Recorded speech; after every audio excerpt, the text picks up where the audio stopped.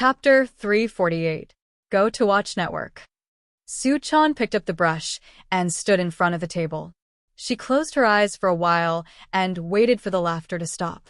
Then, she opened her eyes and wrote the words, "Distinction," with a solemn face.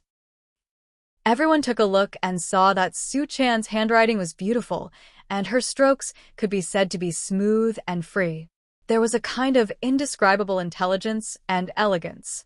Except for Lee Yundong's bad handwriting, everyone else present was good at it. When they saw this good handwriting, they all cheered. Su-chan proudly put down the brush and said to Lee Yundong with a smile, "How is it?" Lee Yundong praised her in his heart, but pretended to be angry and glared at her. "What are you so proud of? There are still 2 more to write." Lee Yundong said to Zhou Qin, "My good disciple, it's your turn. Hurry up and support me." Zhou Qin thought of the sanxian that Lee Yundong had used just now, and she couldn't help but burst into laughter. Lee Yundong said angrily, "Hey, are you kidding me? How dare you laugh at your master?" Zhou Qin quickly smiled apologetically and said, "No. How dare I?" Lee Yundong looked at her suspiciously and said, "Really? How is your handwriting? If it's the same as mine, don't make a fool of yourself." Zhou Qin pursed her lips and said with a smile, "It's just so. I'm just a little better than you." Su-chan immediately chimed in, "Just a little bit stronger. That little bit is like a world of difference." Everyone laughed. Lee Yundong laughed and scolded, "You little girl, you're waiting for me here." After laughing for a while, Zhou Qin walked to the table, concentrated, and then wrote the words, "Distinction." At this time, everyone understood her background. They knew that Zhou Qin was originally an official's daughter and later gave up everything to cultivate with Lee Yundong. They had thought that Zhou Qin's calligraphy cultivation should be limited, but at this time, they saw that Zhou Qin was writing in semi-cursive script. Her handwriting was dignified and steady, majestic, and her words were strong and powerful, revealing an unbending momentum. Su-chan sighed in her heart and couldn't help but admire Zhou Qin a little more. She thought to herself, as the saying goes, the handwriting is like the person. Only a person who can write like this can do such a thing. Ziyuan also nodded and praised, "Good calligraphy. It is indeed good calligraphy. However, although the calligraphy is good, the craftsmanship is too heavy. It's not as nimble as Su-chan's." Zhou Qin also put down the brush and said with a smile, "Of course." Su-chan's words seem to be alive, as if they can jump out. "I can't compare with her." Su-chan was overjoyed when she heard that. Her eyes narrowed into slits as she smiled. At this time, everyone except Ziyuan had finished writing. Lee Yundong smiled and said to Ziyuan, "It's your turn, isn't it?" Ziyuan waved her hand and said, "No, just use Su-chan's handwriting. Her handwriting is very good." Lee Yundong smiled and said, "Excessive modesty is equal to arrogance. Everyone has written, but you don't. Are you looking down on us?" Ziyuan smiled helplessly and said, "Well, then I'll embarrass myself." After saying that, she walked to the table, grabbed her sleeve with one hand, and gently grabbed the brush with the other. Lee Yundong saw that her posture was elegant, and the hand holding the brush revealed a part of her wrist. Her skin was really as white as snow. Before she started writing, there was a different kind of charm that went straight into people's hearts. Ziyuan composed herself and then wrote 3 words on the paper. When everyone looked at them, they saw that the 3 words were really like dancing dragons and phoenixes. They were immortal and elegant, and there was a kind of otherworldly aura between the lines. Everyone was a knowledgeable person, so they all cheered loudly. Zhou Qin praised, "These 3 Distinction characters are the real immortals. They are really peerless and make people feel relaxed and happy." Su-chan was still a little unconvinced. She picked up Ziyuan's words and looked at them. She glanced at the back of the paper and saw that her own words were also clearly printed below. She flipped through a few more pages and saw that the handwriting below was also very clear. Su-chan was immediately convinced and sighed. Jinren Ziyuan is indeed the future leader of the Linggong sect. Not to mention her cultivation, her handwriting is really powerful. Amazing! Suchan turned to Li Yundong and said sincerely, Yundong, you can use Jinren Yuan's words. Her handwriting is indeed better than mine. Li Yundong chuckled and stroked her head. Are you sure? Suchan nodded. Although she was smiling, there was a trace of sadness in the corner of her eyes. When Li Yundong saw this, his heart skipped a beat. After waiting for everyone to discuss for a while, he saw that Suchan had found an excuse to return to her room, so he also quietly hid Suchan's words and went to her room. When Suchan saw Li Yundong come in, she was stunned, and then she pouted and said, Are you here to laugh at me? Laugh, laugh. I'm not as good as you. Li Yundong walked over with a smile, hugged the little girl, and then let her sit on his lap. Then he hugged her tightly and kissed her. Li Yundong said softly, Silly girl, look at what this is. After that, he took out a folded piece of paper. Suchan looked at it and saw that it was the calligraphy she had written. She said unhappily, Isn't it just the calligraphy I wrote? It's not as good as Jinren Yuan's, and it can't be used as a plaque. What are you doing with it? Are you making fun of me? Li Yundong said gently, Silly girl, although Jinren Yuan's calligraphy is good and can be used to mount a plaque, it was chosen by everyone. In my heart, I like your calligraphy the most. Suchan was stunned and looked at Li Yundong in confusion. Why? My calligraphy is not as good as Jinren Yuan's? Li Yundong laughed and scratched the tip of Suchan's nose. You're so stupid. Because these words were written by you. I like them the most. It's one thing to think who wrote the best, but it's another thing to like whose calligraphy is the most. Suchan was very moved when she heard this. She looked at Li Yundong with tears in her eyes and said, Yundong, you are so kind to me. As she said this, she fell into Li Yundong's arms, as if she wanted to melt into his body. Li Yundong held Suchan in his arms and said with a smile, Are you very touched? Suchan raised her head, wiped away her tears, and nodded vigorously. Yes. Li Yundong spread out the palm of one hand. Then give me back my ghost talisman, will you? Suchan suddenly smiled through her tears and struggled to get up from Li Yundong. Well, it turns out that you want your ghost talisman. No, this is my family heirloom. I want to pass it down from generation to generation. Li Yundong hugged Suchan and didn't let her run away. He scolded with a smile. Stinky girl, how dare you go against me? I'll fight you to the death today. The two of them laughed for a while, and Li Yundong finally made Suchan happy. When the two of them went downstairs together, the unhappiness in Suchan's heart had disappeared.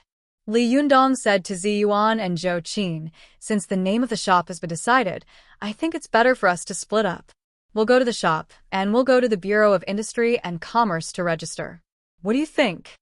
Ziyuan nodded and said, Okay, let's do that. Zhou Qin took the initiative to volunteer.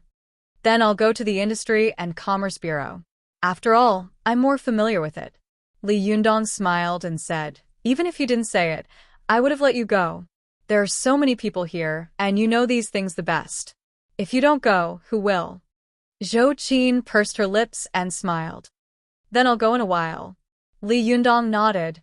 Okay, let's go to the shop later and discuss how to decorate it. After the discussion, Li Yundong, Ziyuan, Wan Hongling, and a large group of people from the Fox Zen School went to the pedestrian street in a mighty manner. Since the shop had been emptied, Li Yundong had already received the key after signing the rent contract yesterday. After entering the door, the group of people began to discuss how to decorate and design the shop. While they were discussing in full swing, a few people were looking at the shop from a distance on the pedestrian street. These people were all wearing ordinary clothes, but one of them was short and fat. It was the disciple of the Jingyi school who had gone down the mountain with Zhang Tianhe and dragged the Iron Tower. The other was a beautiful young woman, Zhou Ping. Standing beside Zhou Ping was a tall and thin young man. Although his appearance was ordinary, he had an extraordinary bearing, and his eyes were like lightning. The young man looked at the shop and chuckled. Shimmy, is this the Jinren Li who has repulsed all the major sects? He doesn't look like it. How high can his cultivation be if he hangs out with a bunch of vixens? I'm afraid he doesn't live up to his name. does he? Zhou Ping snorted coldly. Shi Xiang, although this guy is greedy and lustful, his cultivation and kung fu are not fake. Shi Xiang Huyan, don't you think so? The disciple named Huyan said in a deep voice, Shiji, Zhou Ping is right. This person's cultivation can't be underestimated. Shi Xiang, you have to be careful. The young man still had a look of disbelief on his face. He sneered and said, rolling around in a pile of women all day long, no matter how powerful he is, there's definitely a limit. I'm afraid that even his Naiden is a fake one. Hey, Zhang Tianhe actually lost to such a guy. In a while, I will burst the myth of his first place. Previously, when Ziyuan was known as the #1 expert of the younger generation in the cultivation world, almost all cultivators gave her some face.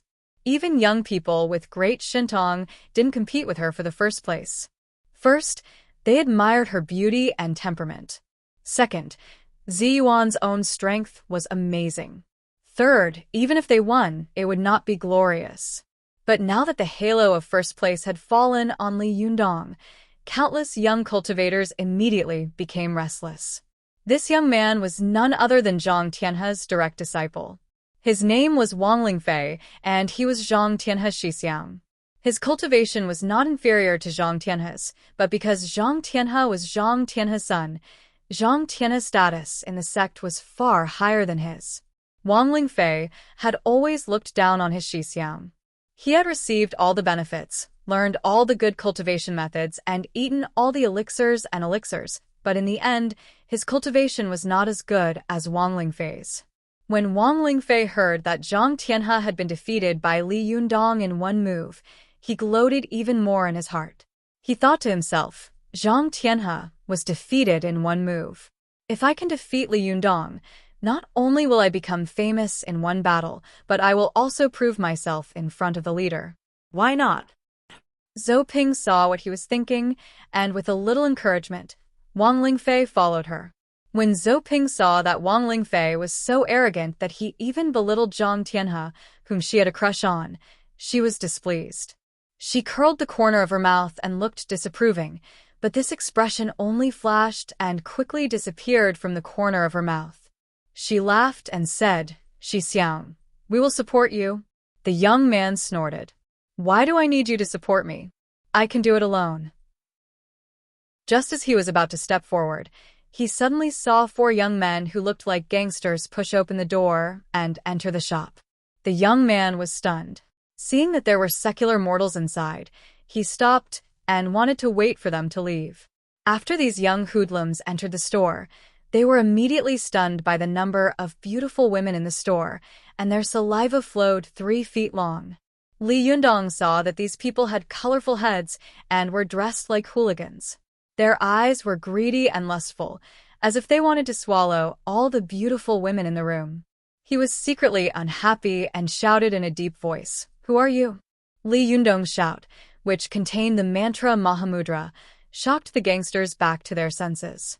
A yellow-haired gangster with a head like a chicken coop wiped the saliva from the corner of his mouth, put his hand on his hips, and said to Li Yundong arrogantly, Hey, who's the boss here? Li Yundong and Ziyuan looked at each other, and Ziyuan nodded.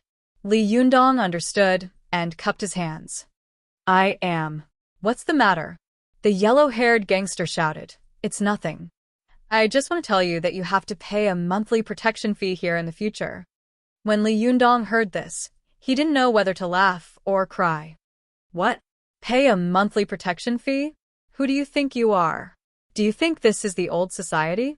Do you think this is Hong Kong? Do you think you're in Chang? The other people of the Fox Sen school also felt strange and thought to themselves, what a reckless thing. He actually tried to extort our leader. Do you want to die? Chapter 349. Go to WatchNet. Li Yundong couldn't help but raise his head and laugh. As soon as he laughed, the others of the Fox Sen school also laughed. Go to WatchNet. The 4 gangsters were confused by Li Yundong's laughter. They looked at each other, and one of the gangsters standing behind whispered, Boss, they don't look like ordinary people. Let's get out of here, shall we? The yellow-haired man felt uncomfortable by the laughter of Li Yundong, and the others. He glared at his companion and said, "Bullshit. Do you want me to spit out the money I've swallowed?" When the man heard this, he shrank his head and stopped talking. Most of the gangsters had good eyesight, especially if they wanted to stay in the underworld for a long time. It didn't depend on whose fist was fiercer, but whose eyesight was better. Otherwise, no matter how good they were at fighting, they would either be caught or forced to run away in a few days. How could they survive? The yellow-haired man was obviously such a person. Seeing Li Yundong's extraordinary bearing and the beautiful women around him, he thought to himself, "Damn it, this bastard actually asked me to step on a landmine." However, he was reluctant to spit out the money he had swallowed. The yellow-haired man's heart skipped a beat. He glared at one of the men beside him and said in a low voice, "You go and scare them." This man had a Mohican hairstyle. When he first entered the door, he had been arrogant, but now he saw that most of the people in Li Yundong's group were stunning beauties. When they saw him, not only did they not scream in fear, but they also laughed loudly. His laughter was full of contempt. He was not a fool. Naturally, he knew that he had provoked someone he couldn't afford to offend, so his momentum had weakened a little. At this time, when he heard his big brother ask him to stand up for them, he was shocked and said with his eyes wide open, I will go." The yellow-haired man glared at him. "Do I have to go by myself?" Mohican said with a sad face, "Big brother, why don't you go by yourself?" The yellow-haired man said angrily, "Nonsense. Are you the big brother or am I the big brothers?" Mohican choked and said, "Big brother, since you are the big brother, you should bear the burden for the younger brothers." The yellow-haired man glared at him fiercely. If the big brother has to do everything by himself, then who will be the big brother? Do you still want to stay in this world? Mohican had no choice but to take a deep breath, pull out a brick from behind him, and shouted fiercely, "Fuck you. Let me tell you, if you don't pay the protection fee on time every month, or else." Li Yundong didn't get angry.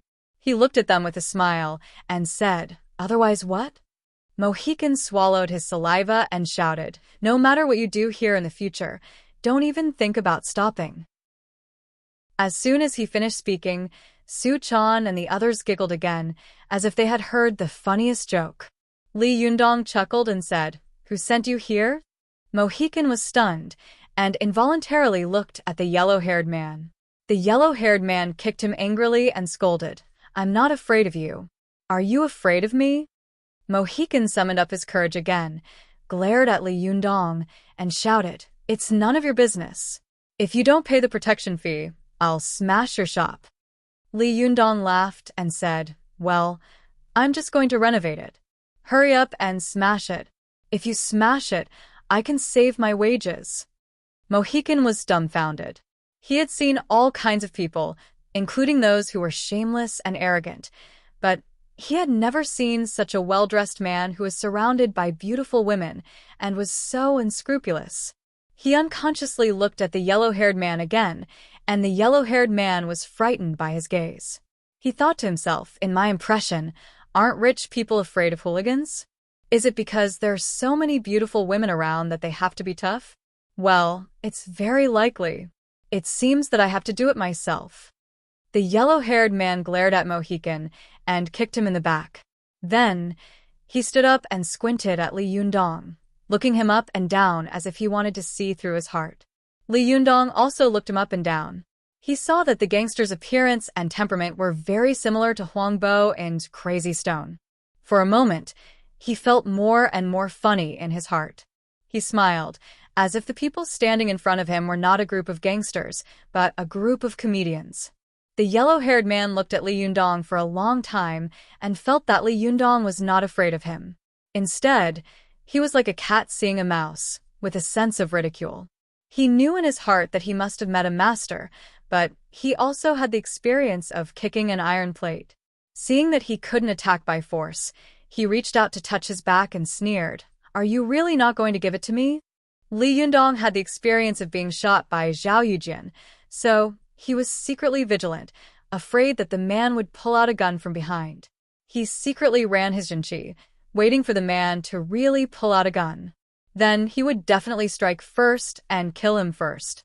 But after a while, Li Yundong saw the yellow-haired man suddenly pull out a black thing from behind him. He fixed his eyes on it and suddenly laughed. Su Chan, who was behind him, also giggled and said, "Don't you have anything else? Why are you all using bricks?" The yellow-haired man was also holding a brick in his hand, which was a little bigger than the one Mohican had used before. It seemed that since he was the big brother, the brick should also be a little bigger. Wan Hongling sneered and said, "These monsters, if they go out with some controlled knives, they will definitely be locked up if they are caught. They don't need to bring these bricks, because they are not controlled goods. Don't underestimate them. They are old gangsters." Li Yundong glanced at her and said with a smile, "You know so well. Have you also been in a gang before?" Wan Hongling rolled her eyes at Li Yundong and said, "You are the one who has been in a gang before. I can understand these things at a glance. Do you still need to be in a gang?" The yellow-haired man saw the two of them talking and laughing happily, not taking him seriously at all. He was angry in his heart and shouted, "Hey, do you think I am invisible?" Li Yundong turned his face and pretended to be suddenly enlightened. He said, Sorry, I didn't notice and forgot about you. May I ask why you are here?" The yellow-haired man was so angry that he gritted his teeth. He smiled grimly and said, "You really won't give it to me?" Li Yundong smiled and said, "It seems that I'm not going to give it to you." The yellow-haired man pointed at Li Yundong and shouted, "I'll ask you one last time. Are you going to give it to me or not?" Li Yundong simply shook his head and said, "No." The yellow-haired man took a deep breath and said, "Well, then don't blame me for being ruthless." Li Yundong chuckled and looked at the yellow-haired man as if he was watching a monkey show. He wanted to see what the hell he was going to do. He saw the yellow-haired man take a deep breath, his eyes narrowed, and his cheeks sank into his dantian. Then, with a loud shout, he waved the brick in his hand and slapped it heavily on his face. With a loud bang, the yellow-haired man suddenly slapped himself so hard that his face was covered in blood. Li Yundong was stunned and his eyes widened. He thought to himself, F***CK, I've seen selfies, but I've never seen a selfie like this. Behind him, Su Chan and the others were so shocked that their eyes almost popped out. Su Chan said, "Is this guy crazy?" The yellow-haired man's face was covered in blood, but he pointed at Li Yundong fiercely and said, You don't go. If you have the guts, don't go. You're dead." After that, he threw the brick on the ground, turned around, and pushed the door open. Then, he stood at the door and howled loudly, shouting hysterically, I'm being beaten to death." Chinese people loved to watch the fun. The yellow-haired man's howl immediately attracted a large group of people to watch, and many people pointed at him. Li Yundong winked at Ziyuan and the others, and also walked out. After a while, two men in urban management uniforms squeezed through the crowd and shouted, "What happened?" As soon as the yellow-haired man saw the urban management officers, he immediately felt as if he had seen a relative. "Comrade police, you came at the right time. These people." The yellow-haired man turned around and pointed at Li Yundong. He gritted his teeth and said, "As soon as we entered the shop, this man hit me with a brick like crazy." After that, he turned his head again and said to the urban management officers with a sad face, "Comrade police, you have to uphold justice for us." Li Yundong saw that the yellow-haired man's face changed so quickly, which was really admirable. It was a waste of his talent not to act in movies. With him around, how could Comrade Huang Bo have a chance? After hearing this, the two urban management officers shouted at Li Yundong without saying a word, "Hey, you come with us." As they spoke, one of them took out handcuffs from his waist. Before Li Yundong could say anything, Wan Hongling suddenly burst out laughing. She pointed at the two urban management officers with her hands on her hips and shouted, "Hey, you two fakes. Can't you tell the difference between the skin of an urban management officer and that of a police officer? How can an urban management officer have handcuffs? Only the police can use them. Do you understand?" The face of one of the urban management officers changed, and he glared at the man holding the handcuffs beside him. The The man holding the handcuffs turned as red as a pig's liver. He put away the handcuffs resentfully and shouted at Wan Hongling angrily, "You beat people in the street. Come with us." The four gangsters also began to make a racket. The yellow-haired man, whose face was covered in blood, looked like he was about to die in the next second. Some of the onlookers saw that Li Yundong was dressed in bright clothes and was followed by a large group of beautiful women, so they subconsciously thought that he was a rich second generation. Their hearts were filled with hatred for the rich. In addition, these gangsters and the urban management had provoked them, so they also began to make noise. For a moment, the scene was chaotic and foul. Li Yundong remained calm and said to the two urban management officers, "Ask them which brick I used to hit him with."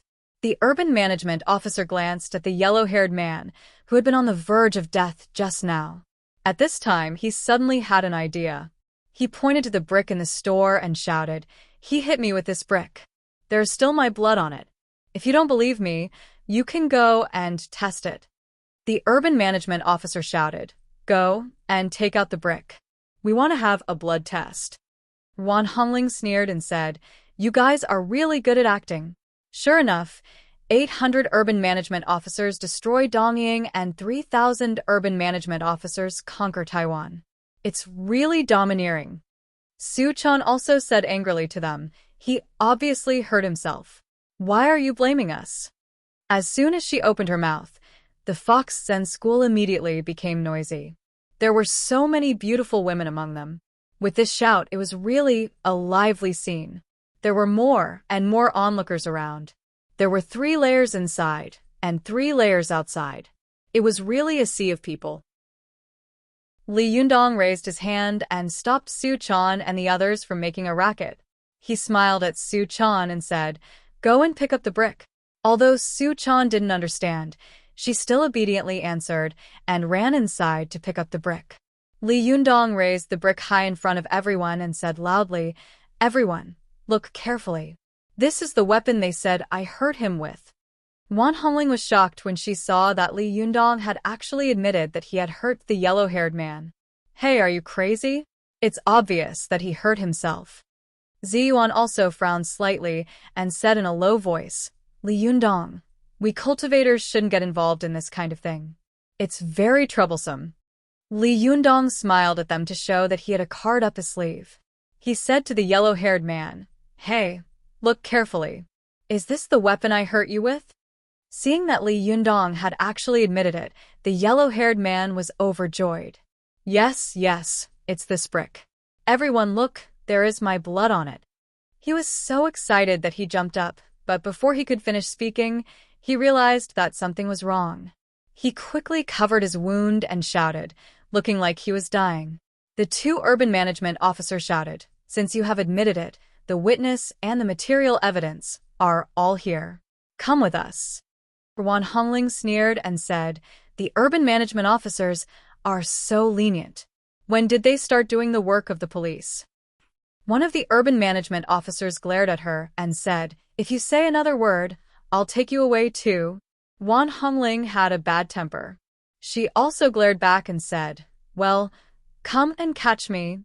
Li Yundong smiled and made a gesture to her, indicating that she should not speak. Then, he raised the solid blue brick high in front of everyone and said, "Everyone, look carefully.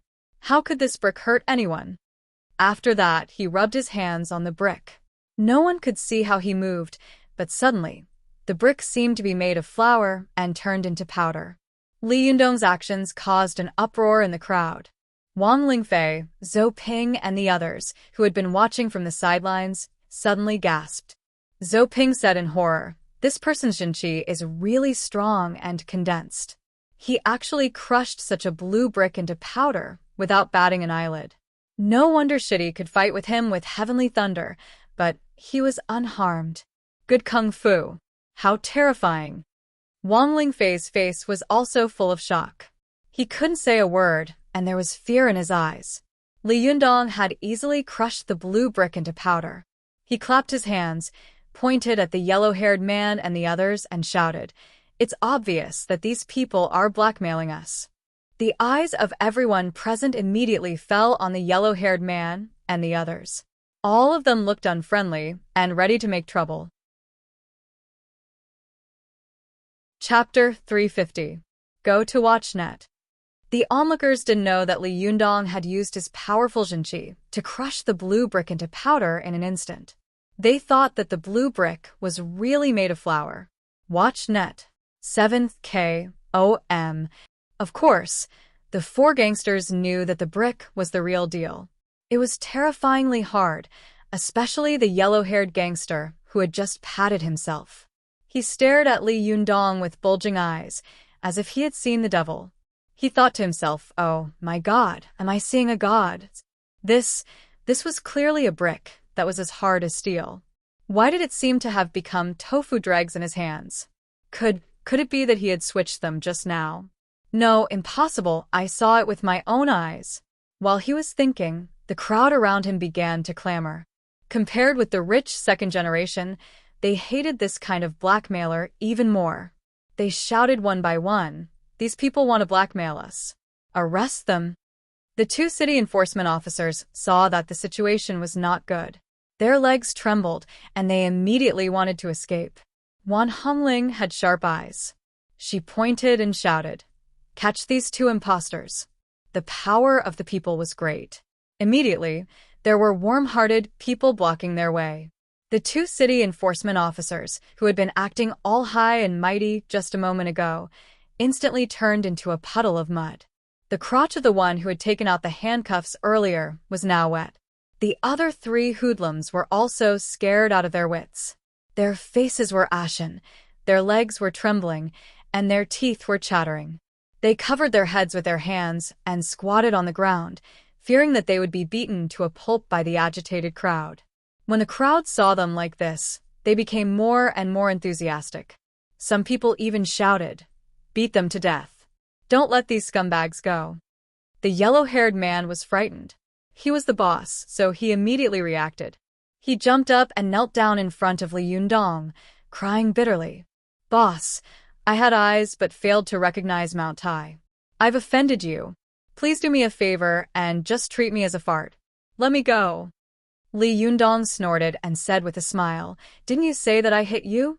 The yellow-haired man quickly shook his head and said with a flattering smile, No, it's just a misunderstanding." As he spoke, he turned around and smiled at the crowd. "It's a misunderstanding. It's really a misunderstanding." After he finished speaking, he turned around and begged Suchan and the others for mercy. "Beauties, please do me a favor and be merciful. You nobles like to be clean. It's not good to dirty your hands by hitting people like me. Beauties, grandaunts, I'll call you grandaunts, okay? If that's not possible, then I'll call you mom, right?" After the yellow-haired man said this, everyone burst into laughter. Wan Hongling even blushed and stamped her feet, saying, "Bah, I'm still a virgin. I don't have a baby as old as you." Suchan was kind by nature.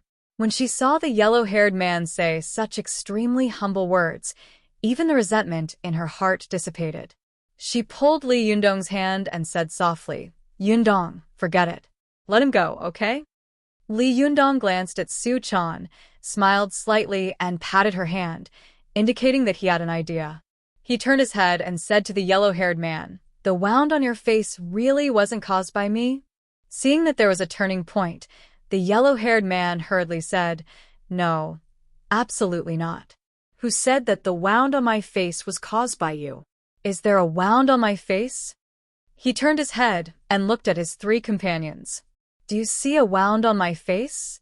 The three gangsters were not fools, so they quickly shook their heads like a rattledrum. The yellow-haired man immediately turned to Li Yundong and said with a flattering smile, "Look, they all said that there was no wound on my face." Li Yundong pointed at the blood on his face and said with a smile, "Then what's with the blood on your face?" The yellow-haired man touched his face with his hand and said loudly in surprise, "Is this blood? No way, this is sweat, yes, sweat, ha ha ha, it's a face full of sweat." After that, he turned his head to look at his three companions.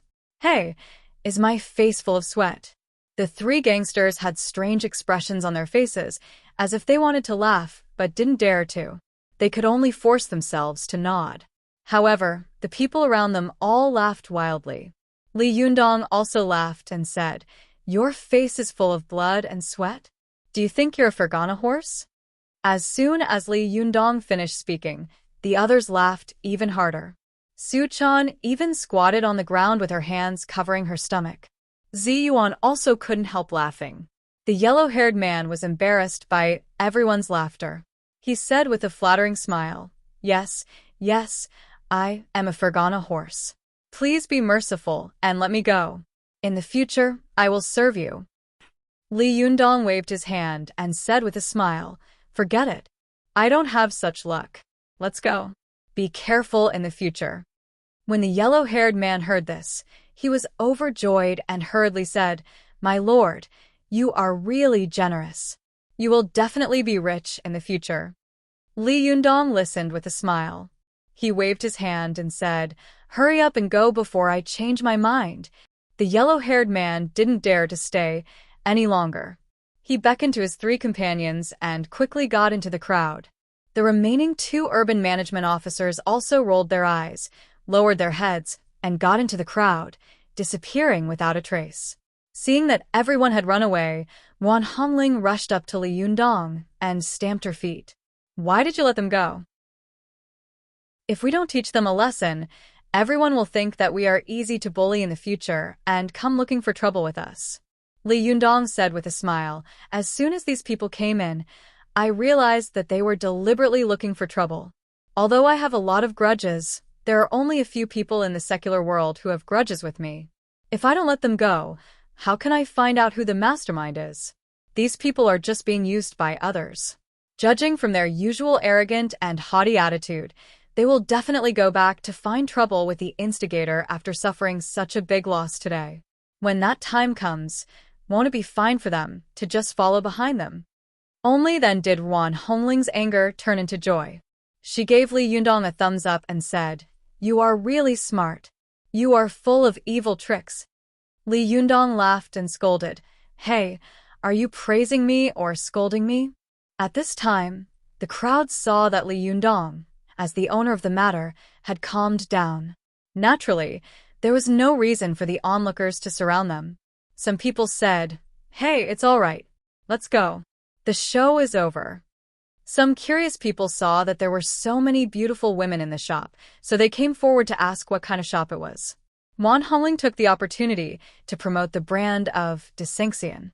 She had a red mouth and white teeth, a clear and melodious voice, and an extremely beautiful appearance. In a short while, she had fooled a large group of people, but they were confused and thought to themselves, "This shop is going to open. I have to come and have a look. Even if I don't drink tea, it's good to see beautiful women." At this time, Li Yundong said to Su-chan and said, "Let's go and catch up with them and see who the mastermind behind these gangsters is."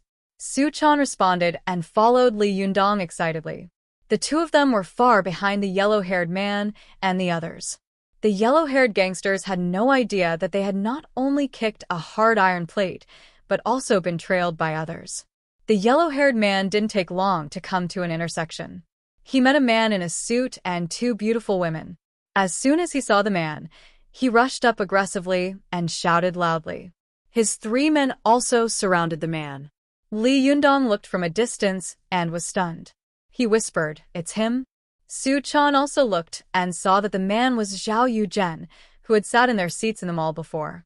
Su-chan also asked curiously, "Does this guy have a grudge against us?" Li Yundong smiled and said, "He doesn't have a grudge against you, but he does have a grudge against me. Humph, he played dirty behind my back. Well, I'll pay him back later.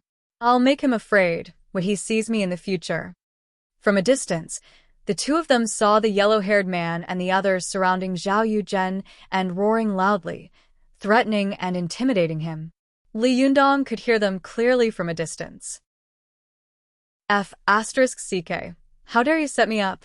I've kicked an iron plate. Do you see the flowers on my face?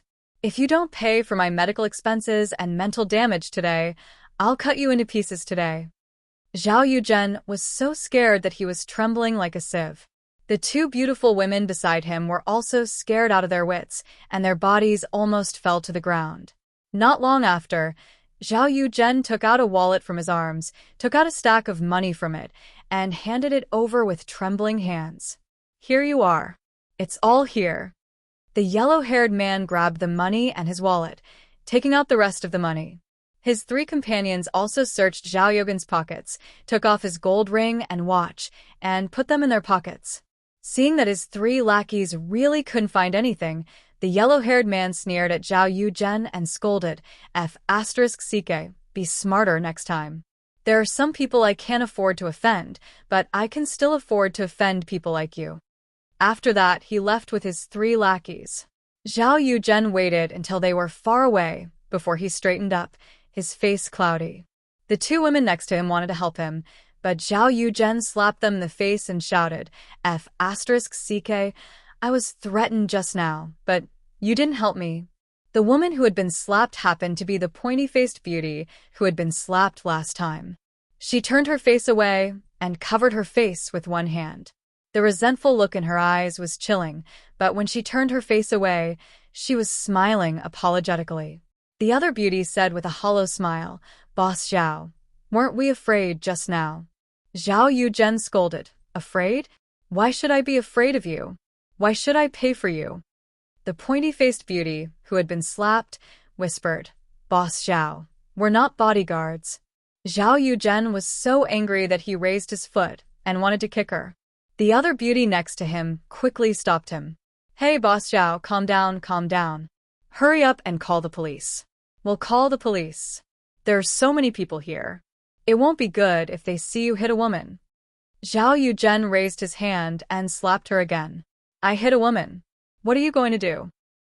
The woman covered her red face and didn't dare to make a sound. Zhao Yuzhen roared like a madman for a while. When he was a little tired, he cursed and left. The other two beauties looked at each other and slowly followed him. Seeing the three of them leave, Su Chan looked at Li Yundong and asked, "Yundong, shouldn't we go up and teach this guy a lesson? This guy is so hateful."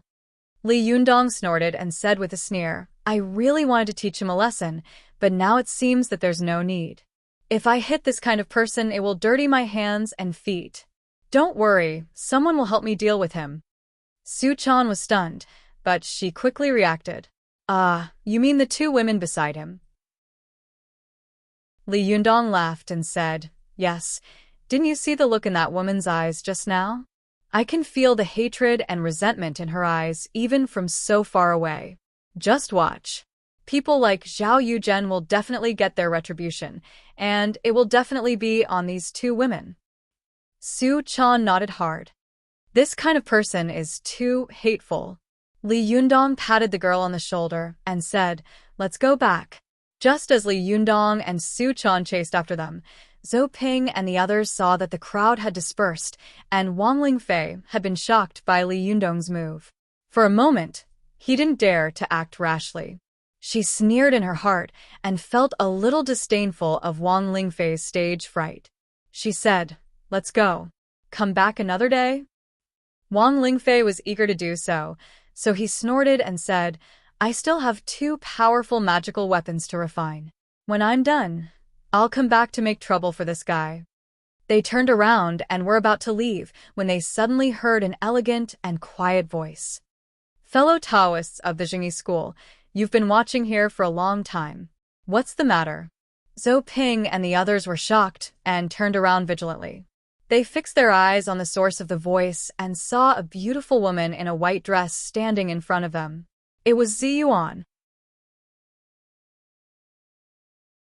Chapter 351. Go to Watch Net. When Zhou Ping and the others saw Ziyuan, they immediately reached into their arms and grabbed their powerful magical weapons. They glared at her fiercely, and their bodies were covered with Shinqi. Watch Net. Wang Lingfei also looked at Ziyuan, and his eyes shone brightly. He said slowly, "Zhenren Ziyuan really deserves her reputation. She is indeed an immortal, and I admire her." Ziyuan glanced at him indifferently, smiled slightly, and said, "This fellow Taoist must be Wang Lingfei, who is known as Zhenren Yichuan?" Wang Lingfei smiled and said, I wouldn't dare. I rarely go down the mount. Has Jinren Ziyuan heard of my name? Ziyuan smiled faintly and said, in the Jingyi school, it is rumored that there are only 2 disciples of the younger generation who can be considered masters. One is Zhang Tianhe, and the other is Wang Lingfei. Since perfected Yuchuan is so famous, how could I not know him? Wang Lingfei thought highly of himself. When he was praised by Ziyuan, he suddenly felt a little complacent. He snorted and said, You flatter me. Jinren Ziyuan is also a pillar of the Linggong sect. Why did you collude with the people of the Foxen school? Zhou Ping also sneered and said, Ziyuan, you have to think it through. This is the last time I remind you not to get involved with the people of the Foxen school. Otherwise, our Jingyi school will regard you as traitors. At this time, Wan Hongling also came over. She sneered and retorted without showing any weakness. Do you think we are traitors? How arrogant. Who do you think you are? Is it the Taoist master of Jingyi school? As soon as Zhou Ping saw Wan Hongling, her eyes lit up. She gritted her teeth and said, It's you again. Don't think that you can be proud just because you have a sharp tongue. Wan Hongling interrupted. What about me?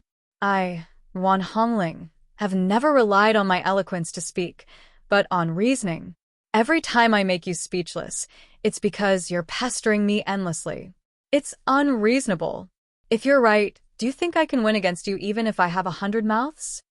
Zhou Ping was so angry that she said angrily, Why am I unreasonable? How is that reasonable? Don't tell me you're in the right because you're hanging out with this kind of evil people? This is preposterous.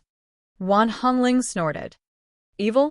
I used to think that the Foxen school was evil, but after getting along with them these days, I feel that they're no different from ordinary people. They are even much cuter than most people in this world.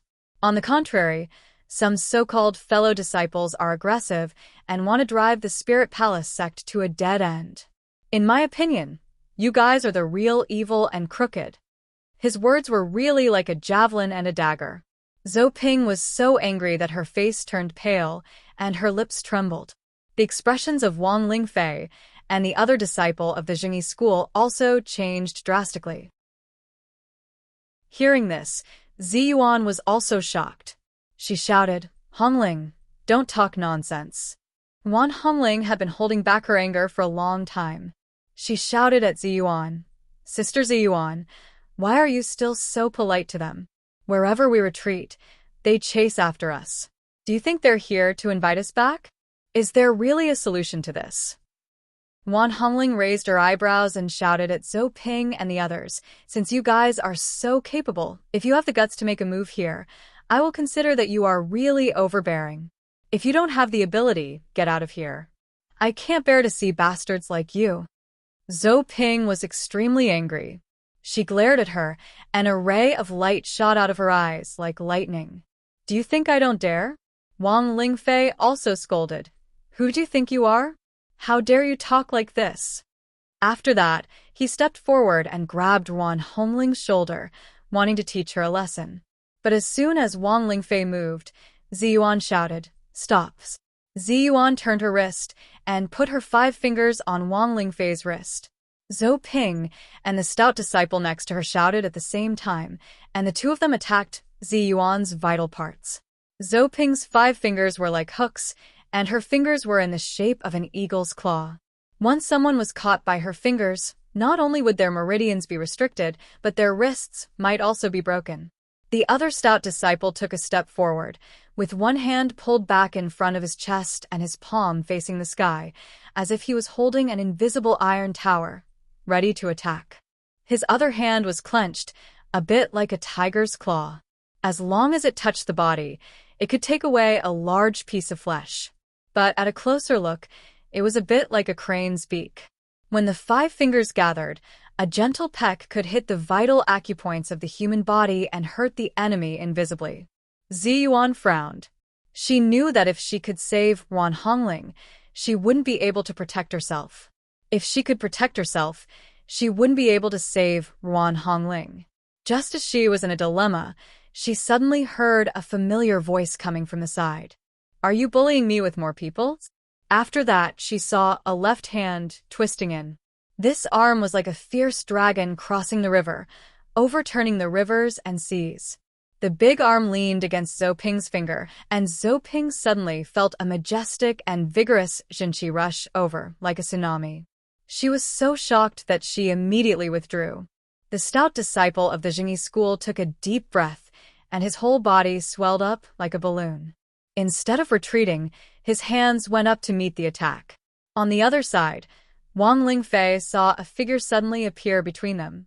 This person's right hand made a lotus fist, and his index finger was raised, with the upper joint slightly bent like a hook. At the same time, this person shouted, "Bang!"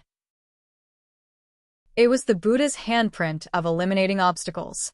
Wang Lingfei saw that the other party had arrived first. If he retreated, not only would he weaken his momentum, but he might also be injured by the other party, so he simply threw a punch at him. This exchange was so fast that Ziyuan could only see a series of afterimages flashing by. Then, she heard a few puff-puff sounds and Zhou Ping flew back. Wang Lingfei and the Mahamudra collided head-on, and his face suddenly turned blood red, as if blood was about to drip out.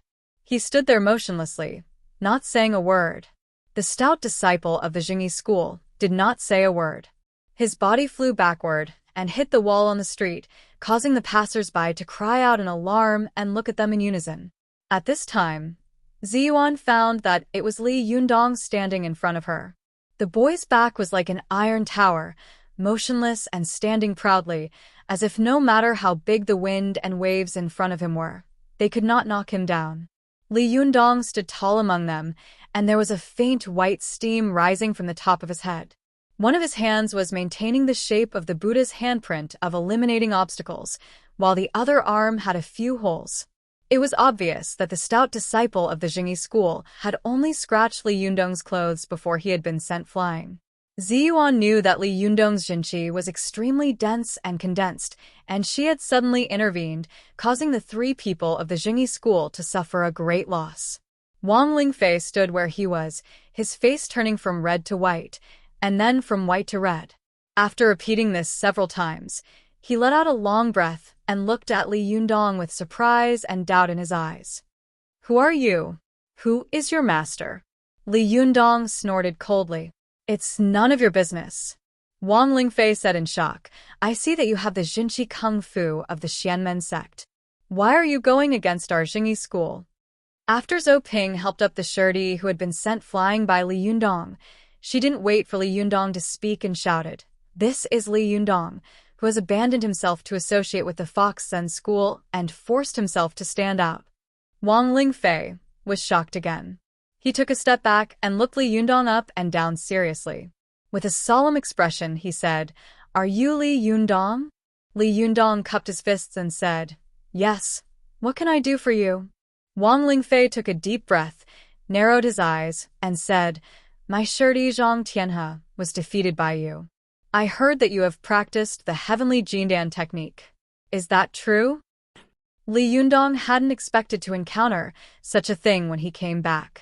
When he heard the other party ask about the whereabouts of the heavenly Jindan technique, he was shocked and unhappy. He snorted and asked instead of answering, "What? Are you here to fight for him? Well, do you want to fight me one by one or together?" Wang Lingfei hadn't expected that Li Yundong would be even more arrogant than he was. He was so agitated by Li Yundong that he forgot to ask about the whereabouts of the heavenly Jindan technique. He snorted and said, "It's said that Shinran Li is unruly and unrestrained. Seeing you today, you really live up to your reputation." The corner of Li Yundong's mouth twitched, and he sneered. "I've also heard that the Jingyi school is overbearing and aggressive. Seeing you today, it's really not as good as seeing you in person." Seeing that Li Yundong was also a sharp-tongued person, Wang Lingfei's expression changed and he shouted, "Li Yundong, don't be complacent. We, the Jingyi school, can crush a small Fox Sen school to death." Li Yundong laughed and said, "I'm afraid of everything. I'm afraid of heaven, earth, and my wife, but I'm not afraid of threats. Are you threatening me?" At this time, The disciples of the Fox Zen school also gathered around. Although there weren't many of them, they were much more than Zhou Ping and the other two.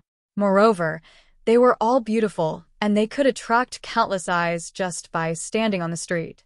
For a moment, the crowd surrounded them again. Zhou Ping looked around and whispered to Wang Lingfei, "Shi Xiang, a wise man knows better than to fight when the odds are against him. Let's go first. We'll get revenge sooner or later." Wang Lingfei had seen Li Yundong's palms crush the blue bricks like flour. In the fight just now, he had also been knocked out of breath by Li Yundong's powerful Jinqi and couldn't speak. However, Li Yundong had spoken freely without any hindrance. Not to mention anything else, the difference in Jinqi cultivation was obvious. Wang Lingfei was well aware of this. He knew that if he fought with this person in front of him, if he didn't have a powerful magical weapon, he would most likely lose.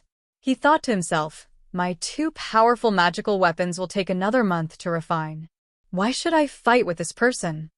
Wang Lingfei also wanted to leave, so he nodded. Zhou Ping looked at Li Yundong with a sneer and said, "Li Yundong, I know that your cultivation is good, but no matter how powerful you are, you can't be invincible in the world. Can you resist the siege of all the cultivation sects in the world?" Li Yundong said proudly, "I, Li Yundong, have never relied on my fists. I rely on my own righteousness and stability. As the saying goes, a righteous person is not afraid of a crooked shadow.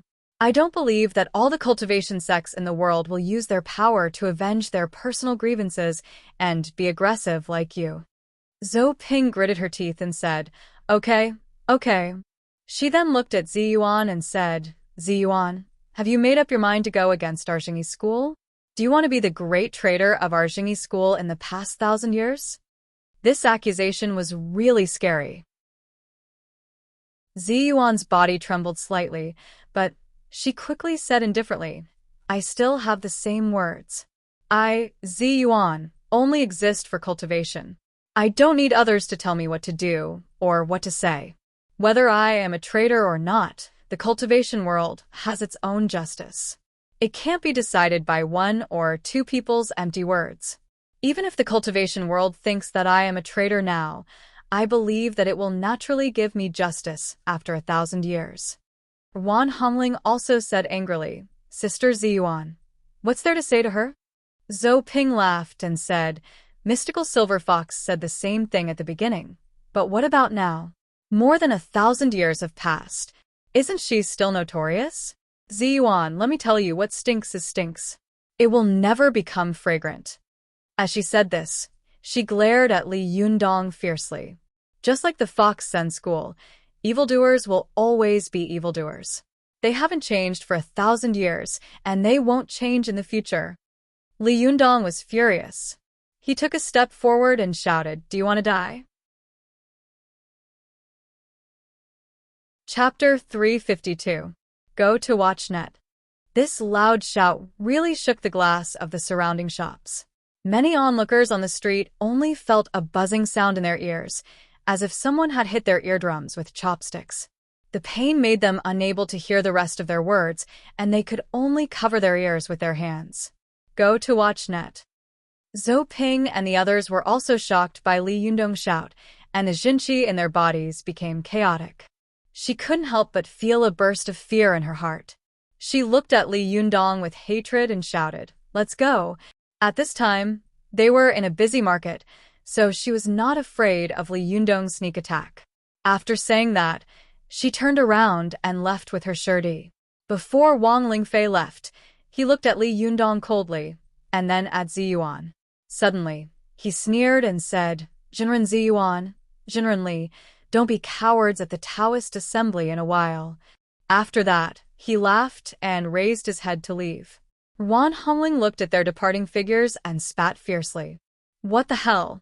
Using a chicken feather as a token of authority. Do you really think you're the leader of the Jingyi school?" Li Yundong's face was as dark as water. He turned his head and saw Ziyuan frowning slightly. Her eyes were confused, as if she was thinking about something. Li Yundong asked, "Ziyuan, what is the Taoist assembly?" Ziyuan came to her senses. Her eyes narrowed. She thought for a moment and said, "It's not convenient to talk here. Let's go back and talk." Li Yundong looked around and saw that the pedestrian street was surrounded by layers of people.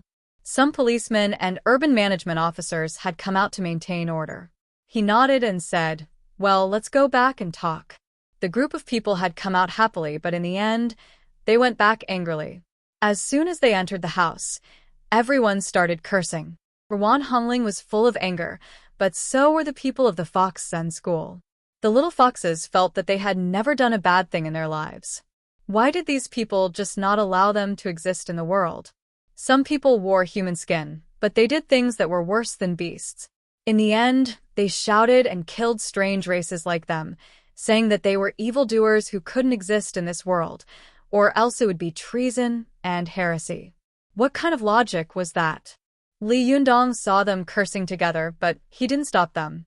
He just nodded to Zi Yuan. Zi Yuan understood, and the two of them went to a room. Li Yundong said, "Zi Yuan, what's going on with the Taoist assembly? I heard what that person said just now. It seems like we're going to. Why can't I go?" Zi Yuan sighed softly and said, "It's a long story." Li Yundong chuckled. "It's okay. Take your time. Do you want a cup of tea?" Zi Yuan smiled slightly. During the northern and southern dynasties of the Jin dynasty, both Buddhism and Taoism flourished at the same time. In particular, all the scholars of the Jin dynasty studied Buddhism, Taoism, and Confucianism. Because if one of these three schools of learning was not good enough, they would not be able to get a good grade in the evaluation and thus would not be able to get the opportunity to become an official. Throughout the history of China, Buddhism and Taoism had never been as prosperous and powerful at the same time as they were during that period. During the period of the northern and southern dynasties, Emperor Liang founded the first grand gathering of Buddhists. The Annals of Emperor Liang states that Emperor Liang came to Tongtai Temple and set up an open meeting.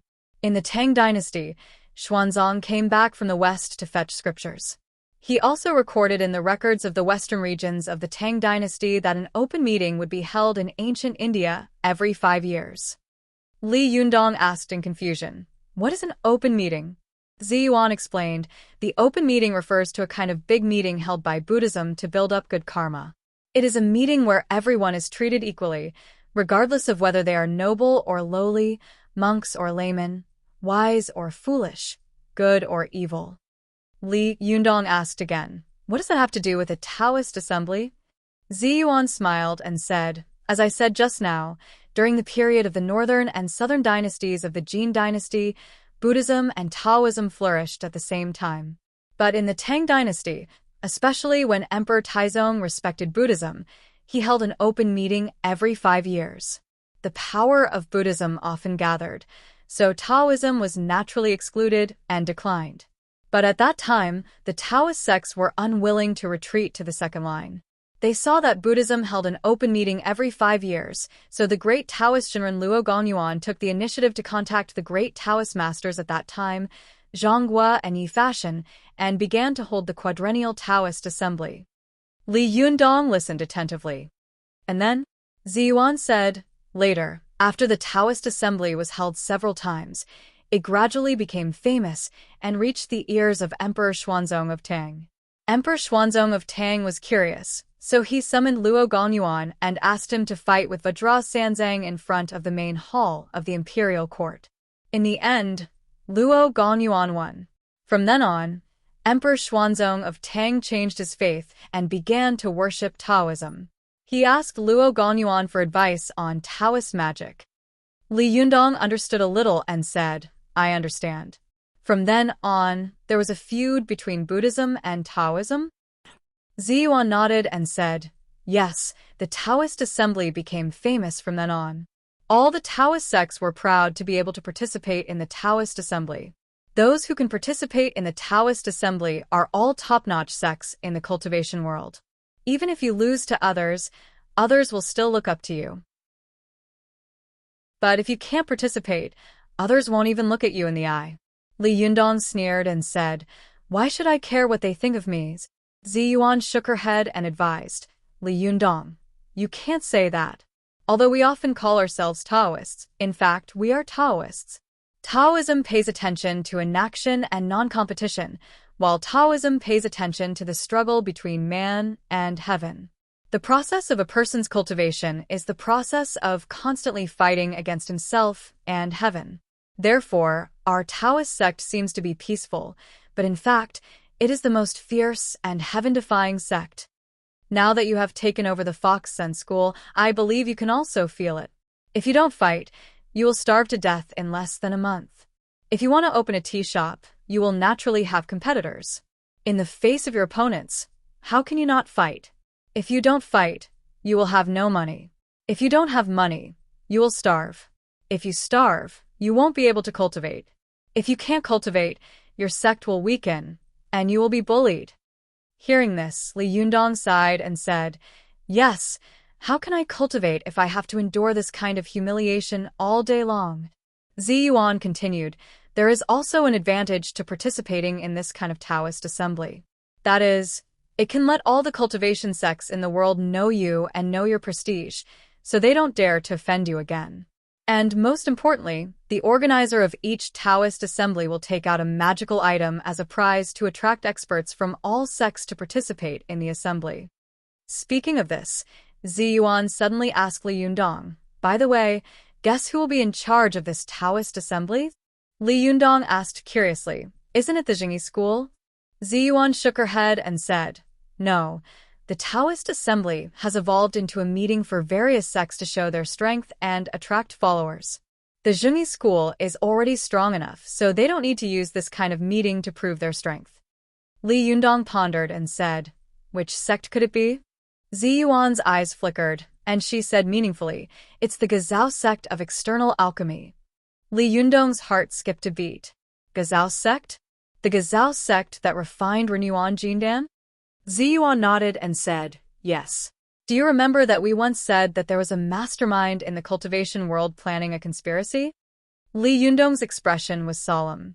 "Yes, especially since the bodies of the two golden snakes were stolen and Zhang Sunhong's mysterious death. I vaguely feel that there seems to be some connection between these things." Zi Yuan said, "I think so too. Just now, when Wang Lingfei mentioned the Taoist assembly, I suddenly remembered that the dead golden snake had mentioned that the immortal pen and the medicine king tripod were about to appear. I couldn't help but think the Gazao sect has always been low-key. Why did they take the initiative to host the Taoist assembly this time? And why did Wang Jinyuan, the master of the Gazao sect, announce in such a high profile that he had refined Renyuan Jindan and then caused the Jindan to be stolen?" Li Yundong's expression turned cold. "Do you suspect that this has something to do with the Gazao sect?" Zi Yuan nodded and said, "Yes, I even suspect that the magical item of this Taoist assembly is either the immortal pen or the medicine king tripod." Li Yundong said, "I don't know what the immortal pen does, but you said before that the medicine king tripod is a magical item used to refine Diyuan Jindan, right? Since the Gazao sect is an external alchemy sect, how could they be willing to give it to others?"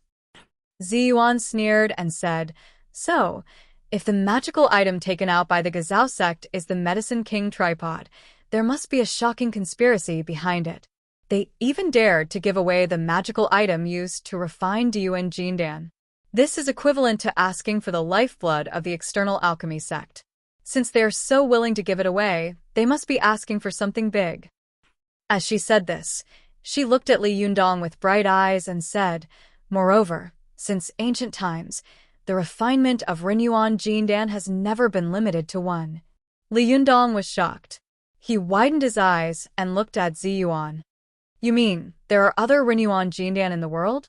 Li Yundong had never seen the magical power of the immortal pen and the medicine king tripod, so he didn't have too many feelings or greed for them. However, Li Yundong had a deep feeling about Renyuan Jindan. If he didn't have Renyuan Jindan, he would still be an ordinary otaku at home. How could he be like this? Li Yundong thought to himself, although my cultivation has reached a very high level and I don't need the help of Renyuan Jindan, Su Chan and Zhou Qin need it. If they can also take a Renyuan Jindan, their cultivation will definitely advance by leaps and bounds in the future. In particular, The Rinyuan Jindan he had taken had originally belonged to Su Chan. He had mistakenly taken her Jindan, which had caused her cultivation to stagnate. This had always made Li Yundong feel guilty. If he could get another Rinyuan Jindan, he would be able to compensate the little girl.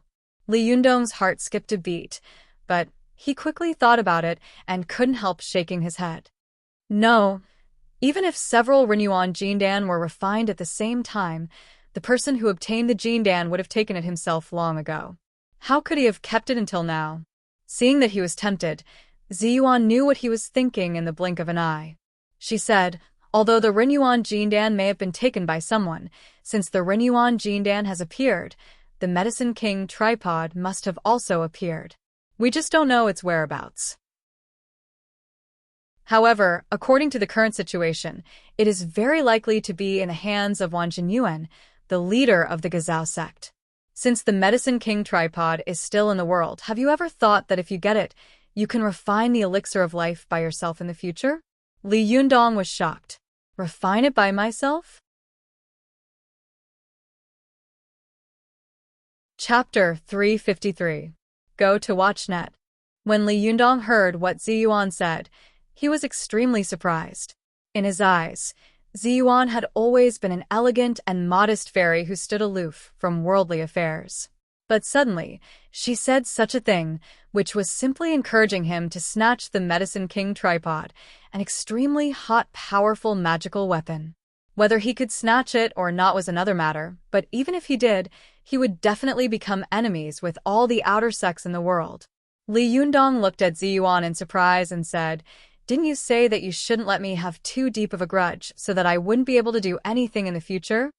Ziyuan's expression was surprisingly serious. She said, "Extraordinary times call for extraordinary things. I vaguely feel that something big is going to happen in the cultivation world. Under such great changes, if our cultivation is not strong enough, it is very likely that our bodies and souls will be destroyed." Ziyuan fixed her eyes on Li Yundong. She sighed softly and said, "Since the Battle of Mount Tianlong, I have seen that you have been busy with worldly affairs every day and have had no time to cultivate. Although your cultivation is still strong, you and I both know that your cultivation quotient has hardly improved. Otherwise, with your strength, you should have reached the advanced realm of the sixth heaven long ago and been able to cultivate your yin spirit into yang spirit."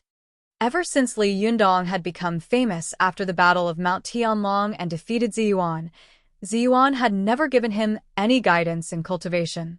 At this time, Li Yundong suddenly looked embarrassed when he heard Ziyuan's words. "Go to WatchNet."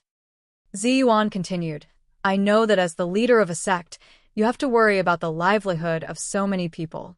It's difficult for you to cultivate if you are trapped in the secular world, so I suggest that you find another way. Otherwise, if you continue to cultivate at your current speed, you won't be able to reach the Yuanying phase in 100 years. These words aroused the pride in Li Yundong's heart. He thought to himself, "You have reached the Yuanying phase at the age of 20. Can't I reach the Yuanying phase at the age of 120? How dare you?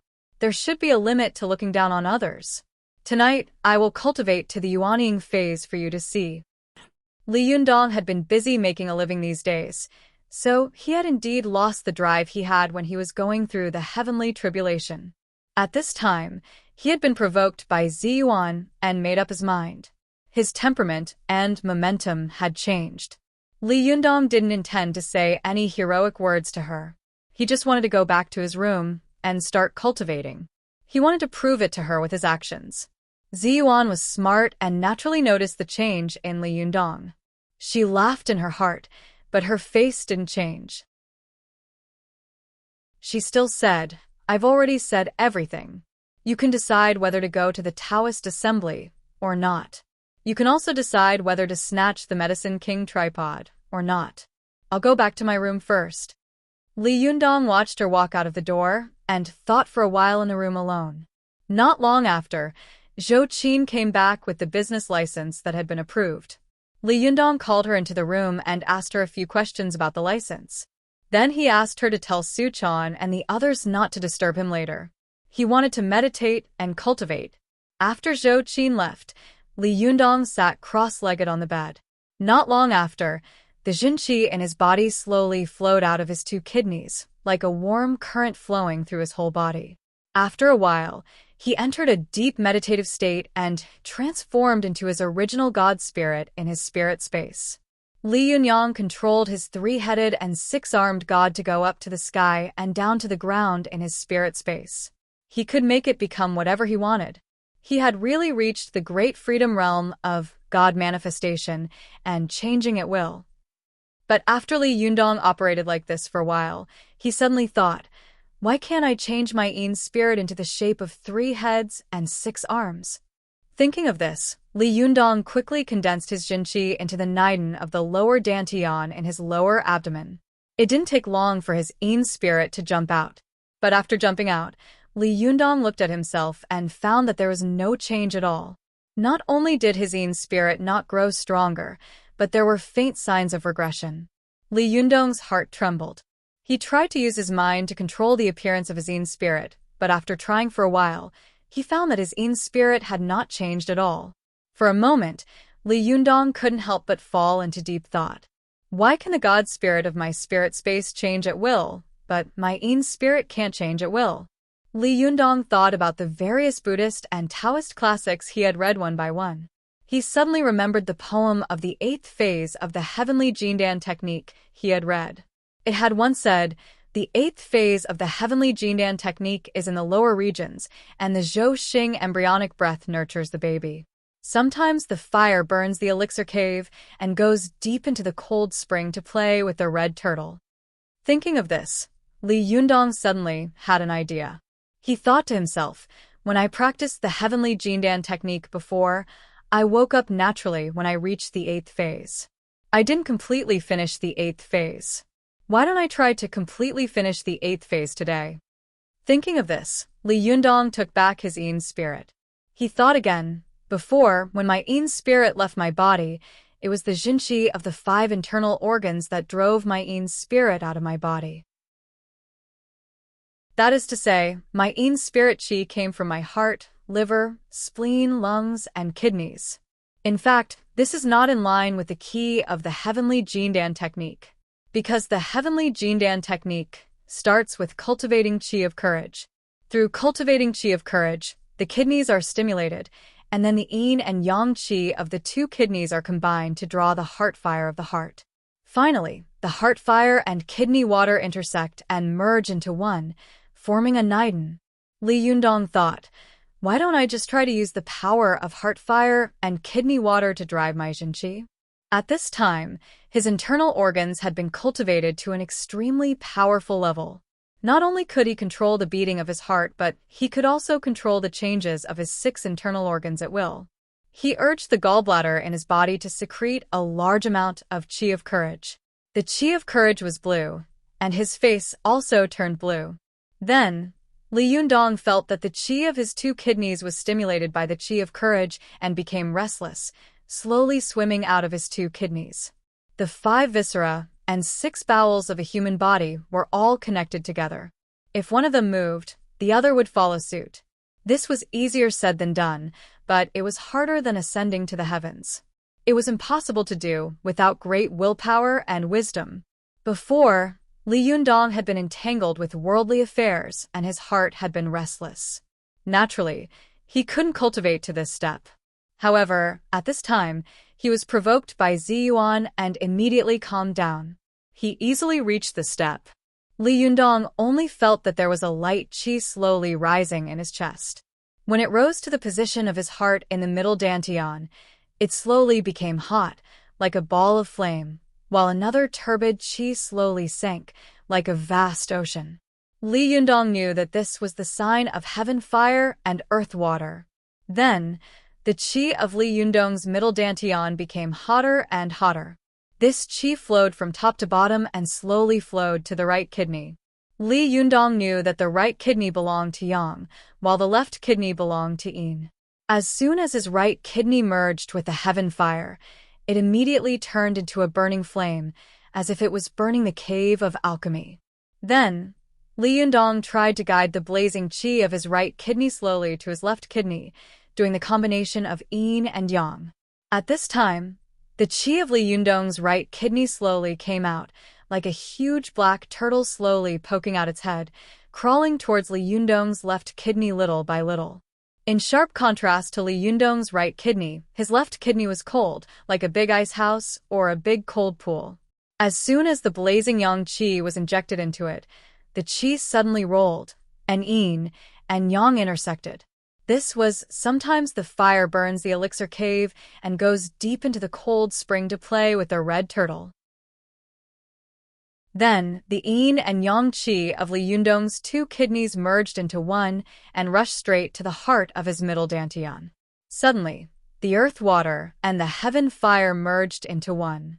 Water and fire intersected, and heaven and earth were in harmony. Li Yundong felt as if an atomic bomb had exploded in his body. As soon as the qi of his heart and kidney intersected, it caused a violent nuclear fission. His spirit space exploded in an instant, and Li Yundong suddenly found that the appearance of his god in his spirit space had changed again. In the past, although he had 3 heads and 6 arms, his appearance and skin were still fair. If not for the abnormality of 3 heads and 6 arms, he could still be regarded as a normal person. But now his skin was really as dark as iron, and his nostrils were constantly spewing out 2 different colors of air.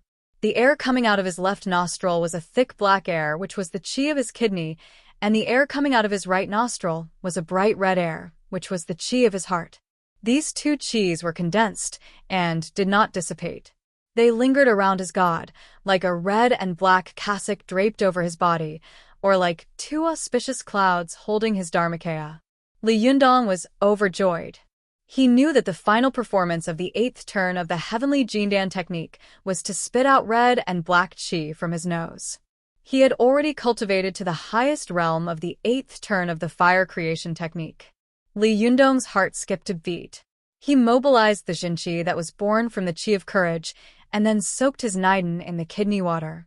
Then, he mobilized the Jinqi to draw out his yin spirit. At this time, Li Yundong only felt that his body was light, and then a person jumped out of his body. At a glance, he saw his body sitting cross-legged on the bed, while he was standing on the ground. Li Yundong found that at this time, not only had his body not grown bigger, but it had become smaller, especially his arms, which were so small that they were like those of a newborn baby. Li Yundong was stunned. He tried to use this hand to pick up something, and as expected, he easily picked it up. Li Yundong couldn't help laughing. He knew that he had finally cultivated to the Yuanying phase and refined his own yang spirit. Once a cultivator cultivated the yang spirit, he would be free from the 5 wheels of life and death, no longer be bound by the shackles of birth, old age, illness, and death, and could be called a Shinran. Before Li Yundong could stop after his success, he suddenly heard a soft knock on the door. Li Yundong's heart skipped a beat. Relying on his small Yuanying body, he found a place to hide. He thought to himself, it's either Su Chan or Zhou Qin. I'll scare them. Li Yundong was secretly proud of himself, but he didn't expect that after the person pushed the door open, he would be stunned when he took a closer look. He saw that the person at the door was holding a plate with a soup bowl on it. She had a graceful figure, a romantic aura, and a beautiful appearance. It was Chao Yi, who had a high prestige in the Fox Zen school. Li Yundong asked curiously, "What is she doing here? Didn't I tell them not to disturb me? It's possible that Su Chan and Zhou Qin came to disturb me because of my love. But I don't think they will disturb my cultivation." While he was hesitating, he saw Chao Yi's eyes flickering at the door. She hesitated for a moment, as if she was hesitating whether to enter the door or not. But when her eyes narrowed and she made up her mind to enter, Su Chan suddenly asked curiously behind her, "Six Sherbua, what are you doing? Didn't Yundong say that no one should disturb him?" Chao Yi was shocked and came to her senses. She turned around and said to Su Chan with a smile, "Oh, it's Chaner. I made some soup for Leader, and was wondering if I should bring it in for him." Su Chan rolled her eyes and said with a smile, "Six Sherbua, let me do it." Chao Yi smiled and said, "Okay." As she said this, she put the plate in Su Chan's hand. Without looking at Su Chan and Li Yundong, she hurried away. Along the way, she walked in a hurry and bumped into someone at the corner of the stairs. The two of them screamed at the same time. Chao Yi took a closer look and saw that the person she had bumped into was Zhuang Yuting. Zhuang Yuting rubbed her forehead and complained, "Shimmy, are you in a hurry to be reincarnated?" Chao Yi smiled awkwardly, apologized, and then left in a hurry. Su Chan, who was on the stairs, looked at the two of them and thought to herself, it's strange. With the skills of the two Shurboss, there's no reason for them to bump into each other. Why are they acting so strange today? The little girl was simple-minded and didn't think too much about it. She smiled and entered the door with a plate. Because she saw that Li Yundong was controlling his qi, she walked quietly, as if she were a thief. When she put the soup plate down, she squatted by the bed, holding her head in her hands, and looked at Li Yundong fixedly, her eyes full of love and infatuation. Li Yundong hid in the corner and saw the little girl looking at his body in a daze, not saying a word. It was as if she would accompany him like this no matter how long he sat like this. His heart warmed, and he wanted to tease her, so he quietly came behind her and coughed. This cough didn't matter, but Su Chan was so scared that all the hair on her body stood on end. Su Chan thought to herself, Yundong is meditating and cultivating qi. Who would be hiding in his room? Su Chan didn't say a word. Instead, she turned her hand around and slapped him viciously. Chapter 354. Go to WatchNet. Su Chan's slap startled him. He hadn't expected that Su Chan would slap him. WatchNet. 7th K.O.M. Su Chan had always been known for her speed. Her palm was as fast as lightning, but Li Yundong was in the body of a child at the moment. The palm narrowly brushed past his head and dodged Su Chan's attack. Seeing that Su Chan was about to slap him again, Li Yundong immediately jumped to the side and shouted, "Hey, do you want to kill your husband?" Only then did Su Chan turn around. She looked around and saw a naked child standing not far from her. The child was only about 2 years old, and his skin was smooth, glowing faintly. Su Chan couldn't react for a moment. She widened her eyes and asked curiously, "Little brother, who are you?" Li Yundong didn't know whether to laugh or cry. "Silly girl, it's me, your daddy's." Only then did Su Chan come to her senses. She looked surprised and said, "Yundong, have you cultivated the yang spirit body?" The little girl jumped up to Li Yundong happily and squatted down to look at him. Then, she curiously stretched out her hand to pinch the arm of Li Yundong's yang god body. She looked back at Li Yundong's real body sitting on the bed and giggled. "It's so strange. There are 2 Li Yundongs. Actually, I'm Li Yundong's younger brother." Li Yundong blinked at Su Chan and said, "I'm Li Yundong's brother." Su Chan giggled and said, Yes, you're a little brother." As she spoke, she stretched out her hand and flicked Li Yundong's lower body. She giggled and said, "It's indeed a little brother." Li Yundong took a deep breath and said angrily, "The asterisk starred. How dare you call me a little brother?" Li Yundong threw himself into Su Chan's arms, scratching and biting. "Okay, I want to eat Big Granny." Su Chan giggled and put her hands in front of her. She said coquettishly, "My grandma is only for Yundong to eat. You're Yundong's little brother, so I won't let you eat it."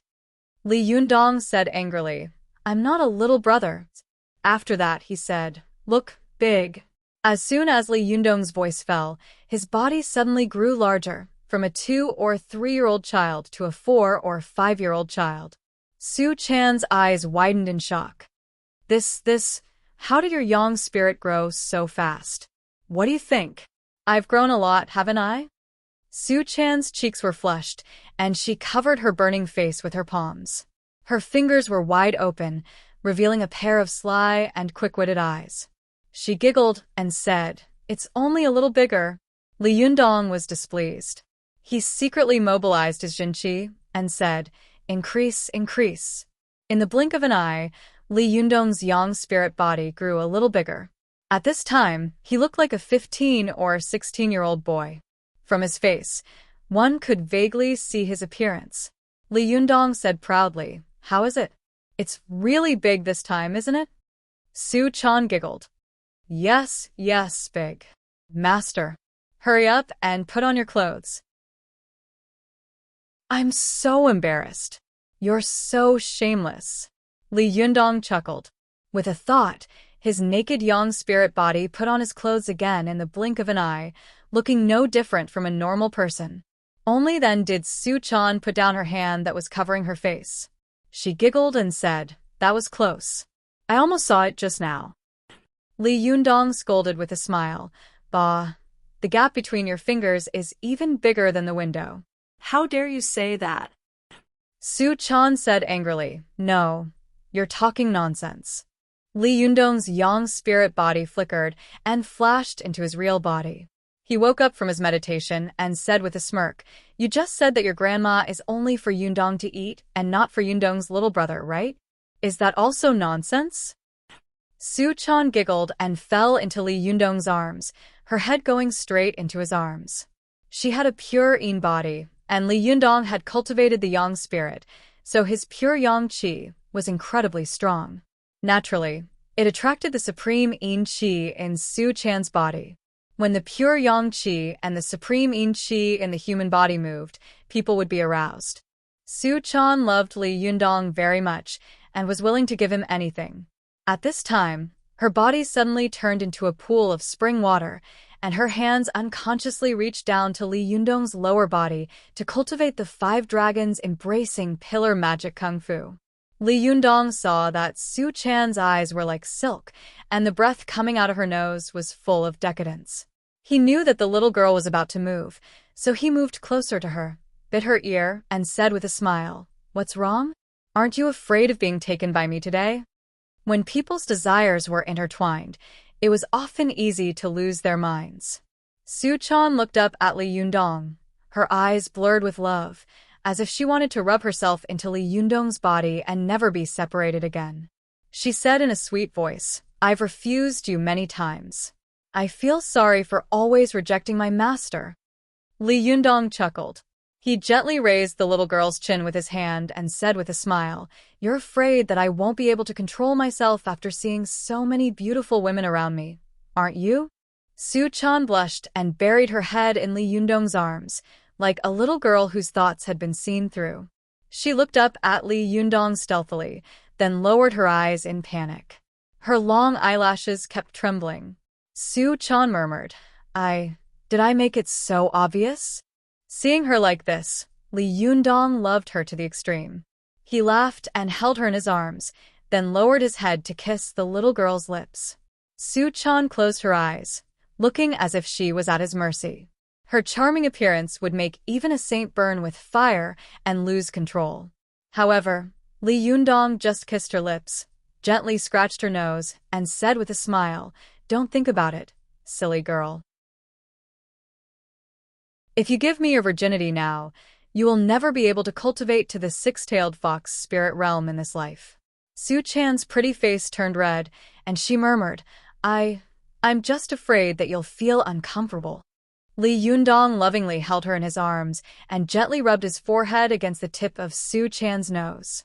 He said, "You're afraid that I'll feel uncomfortable, so you'd rather give up your cultivation. Am I so selfish that I'll ruin your lifelong cultivation for my momentary pleasure?" When Su Chan heard this, she immediately raised her head. Her eyes were wide open and filled with tears. The little girl's heart was in a mess. She only felt that there was such a man in this world who loved her, spoiled her, and cared for her. No matter what happened, he would always think of her. She really hadn't lived in vain once in this life. Su Chan's tears fell, and for a moment, she cried like a pear blossom in the rain. Seeing that she was crying, Li Yundong quickly wiped her tears with both hands. "Oh, why are you crying? Alas, are women really made of water? I didn't make you unhappy, did I? Hey, I just don't want to do that with you, right? Why are you crying like this? Hey, no, you're not crying with joy, because you know that you don't have to do that with me, are you?" Su Chan burst into laughter. She gently punched Li Yundong with her fist, wiped away her tears, and said, "No, I remembered the 2 golden snakes who died last time." As she spoke, she raised her head with tears in her eyes and said, "I remembered what the golden snake said before it died last time." I felt very emotional and couldn't help crying for a while. Li Yundong smiled and said, "Silly girl, what's there to cry about?" Su Chan shook her head and choked with sobs. At that time, the golden snake said, "I hope I won't be a demon in my next life." When I heard that, I thought to myself, how good would it be if I were a pure human being? Sister Ziyuan and Sister Zhou Qin are all pure human beings. No matter where they go, they won't cause any criticism. However, I am a fox demon. Wherever I go, people will say that I have abandoned myself and become a lowly person. But not only did you not despise me, but you also thought about me. I feel so happy. I don't know what kind of blessing I had in my last life to be able to be with you. Li Yundong's eyes became softer and softer. He put his arms around the girl's waist and said softly, "Silly girl, do we still need to say these things between us? I like you not because you are a fox demon or a pure human, but because of your kindness, because of your beauty, because of your innocence, because of your unwavering love, because of your unwavering loyalty to me from the very beginning. Don't think too much about it. Didn't I say last time that if we love each other for a long time, we won't have to make a bed? There will be a long time in the future. Are you afraid that you won't have time to have fun with me?" At first, Su Chan's eyes became more and more charming as she listened. Especially at the end, she burst into laughter. It was really like 100 flowers blooming at the same time, and it was amazing. Li Yundong patted the girl's head with a smile and said, "If you really want to have fun with me, hurry up and cultivate. When you reach my level, we can do it." Su Chan giggled. She suddenly seemed to think of something, and a pair of clever eyes rolled around in her eye sockets. As soon as Li Yundong saw her like this, he laughed and said, "What did you think of? Tell me quickly." Su Chan looked at Li Yundong shyly and timidly and said softly, "In fact, we have a way to cultivate faster." Hearing this, Li Yundong smiled and said, "What way?" Su Chan said shyly, "There are actually only 3 ways for us demons to cultivate. One is to absorb the ling-chi of heaven and earth when the moon is full, in order to refine the Naiden and then transform into a human form." Li Yundong smiled and said, "Is it easy to seduce men in human form?" Su Chan said angrily, "You're so annoying. Man is the spirit of all living things. Among all living things, only human beings can cultivate directly. If other living things want to cultivate, they must first transform into a human body before they can cultivate." Hearing this, Li Yundong also sighed and said, "Yes, I really understand this sentence today. Today, I cultivated the heavenly Jindan technique to the 8th phase, and suddenly, the Yin spirit became the Yang spirit. My cultivation has improved a lot. In fact, I just led the kidney chi to my heart and the heart fire, and then led the kidney chi on the right side to the left side. But many demons and stone monsters don't even have internal organs. How can they cultivate?" Su Chan also sighed faintly and said, "Yes, in the way of cultivation, it can be said that men can get twice the result with half the effort, while women can get half the result with twice the effort. However, we female demons have to spend 100 times the effort to cultivate. Because of this, some female demons can't bear the hardships and loneliness of cultivation, so they came up with a way to seize the essence of Yang to strengthen their own Yuan. This kind of cultivation method is extremely fast, but it's easy to cause public anger and divine punishment at the expense of others." Li Yundong chuckled and said, "There are good and bad people, and there are naturally good and evil demons. We can't generalize them. But the cultivation method you just mentioned, is it to seize the essence of Yang? Aren't you afraid that I will take you instead?" Su Chan shook her head with a blushing face and said, No, it's not what you think. I used Yin Qi to explore your body and take out a little Yang Qi for my own use. This way, I won't hurt your foundation. When I first met you, I was injured by Wan Hongling and Sister Ziyuan. At that time, I saw you sleeping next to me, and you were a virgin, so I secretly took out a little of your Yuan. Su Chan looked at Li Yundong timidly and said, I haven't told you about this. You won't blame me, will you? Li Yundong laughed and said, well, you secretly took me once.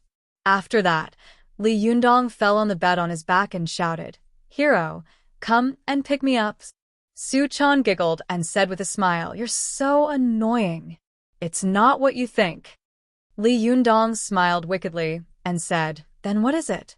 Su Chan pointed at her red lips and said with a smile, It's sucking with my mouth. Li Yundong looked enlightened and exclaimed, It turns out that you use your cherry mouth to suck. Ah. Su Chan didn't understand. She nodded and said, Yes, the mouth is one of the 7 apertures. It can not only release qi but also inhale so. As she spoke, she saw that Li Yundong had already fallen on the bed laughing.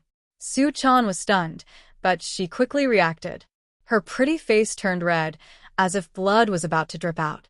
She rushed over with shame and anger and shouted, Bad guy, what are you thinking about? Li Yundong laughed and hugged the little girl on the bed.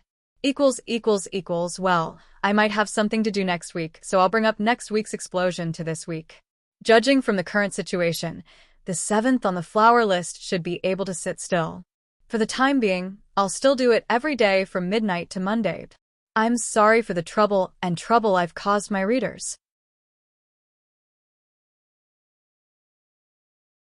Chapter 355. Go to Qinhuang. The 2 of them laughed for a while before Li Yundong held back his laughter and helped the girl sit up. He said, Okay, stop it. Tell me, what do you want me to do? Su Chan snorted like a general who had returned to the court after a victory. She said proudly, Didn't the famous Shinran Li also beg for mercy from me? Li Yundong smiled and said, Yes, Lord Fox Immortal. Please tell me quickly. I will do as you say. Su Chan said with a smile, Just close your eyes. Li Yundong closed his eyes curiously and puzzled. Before long, he felt a burst of cold air coming into his mouth. This yin qi immediately stimulated the yang qi in his body. Li Yundong felt that if he didn't control it, the yang qi would automatically flow out with the yin qi. Go to Qinhuang.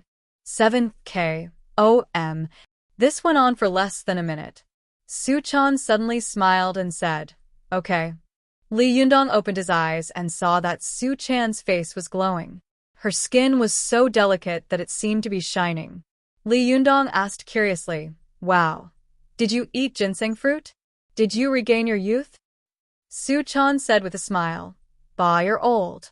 I only absorbed a little bit of your yang qi. Is the change obvious? Li Yundong looked Su Chan up and down and said in amazement, Yes, the change is obvious. You can be a spokesperson for cosmetics. Who wants you to be a spokesperson? Wow, that product must be very popular. Su Chan blinked her eyes and said, Really? Can you make a lot of money? Li Yundong saw that she was really interested, so he quickly said, No, you are my girl. How can you step into the entertainment circle? The water in the entertainment circle is too muddy. How can I let you step into it? No, absolutely not. Su Chan was just saying it casually. Seeing that Li Yundong strongly opposed it, she didn't insist. She smiled and said, Well, I'll listen to my master. Li Yundong reached out to pinch Su Chan's cheek with a smile. As soon as his hand touched it, he immediately bounced it away and said in an extremely exaggerated tone, Wow, it's so elastic. Su Chan couldn't stop giggling at his teasing. You're so mean. Li Yundong smiled and said, The change is quite big, but I feel that you didn't absorb much yang qi. Why did you change so quickly? Su Chan sighed softly and said, This is the power of us demon cultivators. Yundong, do you know what dual cultivation is? Li Yundong thought about the ancient books he had read and said, I used to think that it was the qi refining kung fu that men and women carried out when they were having sex, but later I learned that in fact, double cultivation also includes double cultivation of life and spirit, as well as double cultivation of Buddhism and Taoism. Double cultivation of Buddhism and Taoism at the same time does not only refer to double cultivation when men and women are having sex. When it came to cultivation, Su Chan was no longer her usual cheerful self. She said softly, "You're right, but in fact, dual cultivation is a very complicated and dangerous thing. When men and women are having sex, they often can't control their emotions. How can they control their own aura calmly? Once they can't control their own aura, their spirit will be unstable, causing the aura of the weak to flow to the strong, causing one side to suffer a great loss and the other side to benefit greatly." Li Yundong also nodded and said, "You're right. I remember that Zi Yuan once said that cultivation is extremely scientific. It can never create energy out of thin air. Even cultivation has to abide by the law of conservation of energy. It's almost impossible for two people to increase their strength at the same time after dual cultivation. This principle is the same as playing mahjong. Whether it's two people playing mahjong together or four people playing mahjong together, it's impossible for two parties to win at the same time, or four parties to win at the same time. One party must lose, and one party must pay." Su Chan looked at Li Yundong and said with envy and admiration, "Yundong, you're really smart. You can draw inferences about other things from one instance. You're right. Many Taoist priests pay attention to sexual techniques, which are actually the way of collecting nourishment. In their eyes, women are just medicinal materials and cauldrons, so they never care about their lives. However, this method is really effective, especially after the death of the first leader of the Fox Zen school and the succession of the second leader. At that time, as soon as the pillar of the Fox Zen school passed away, the power of the Fox Zen school was greatly weakened and surrounded by enemies. Therefore, the second leader wanted to quickly improve her strength. At that time, she heard that the Yin-Yang sect of Mount Wuhua had a successful dual cultivation kung fu, so she sneaked into Mount Wuhua and pretended to be a female disciple, secretly learning this kung fu. Speaking of this, Su Chan sighed faintly and said, "After the second leader learned this kung fu, she immediately passed it on to her disciples, as if she had found a treasure. As a result, almost everyone in the Fox Zen school practiced dual cultivation, and all of them went to the mortal world to find a man with yuan-yang body to collect yang to supplement yin. In the end, they made the world a mess, making many cultivators think that we are born to be lascivious." Li Jiandong said curiously, "But I've been dealing with you for a long time. Whether it's your master Ao Wushuang, Chao Yi, or the others, I've seen that although they all have coquettish faces and romantic figures, they are quite dignified and chaste, and have not done anything dissolute."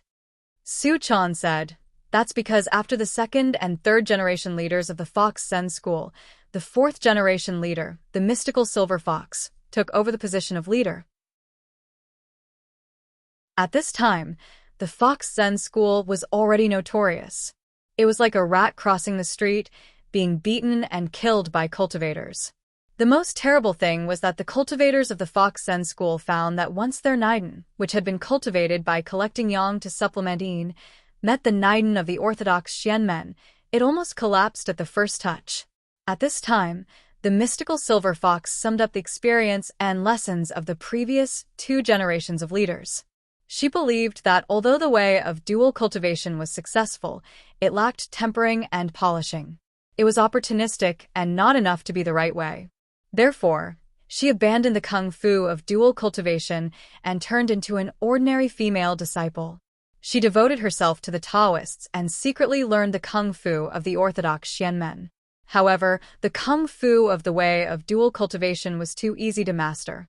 It was really a little unbearable to abandon it all at once, so the mystical silver fox improved it.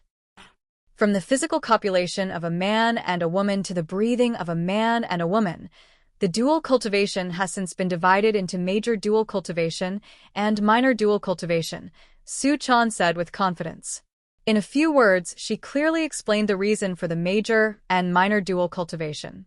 She said, "In this way, the disciples of the Fox Zen school don't have to risk the world's condemnation to do the harmful thing of collecting yang to supplement yin. Yundong, you also know that if the major dual cultivation is done too much, people will be squeezed into jerky. As the saying goes, lust is a bone-scraping knife. This is exactly the reason." Li Yundong laughed and said, "I understand. This is actually the same as the 8 cycles of fire cultivation technique I practice. My 8 cycles of fire cultivation technique also combines the qi of heart fire with the qi of kidney water in my body and the yang qi of the right kidney with the yin qi of the left kidney. Therefore, I refined the supreme yin qi from the pure yang qi, and my cultivation quotient jumped from yin spirit to yang spirit.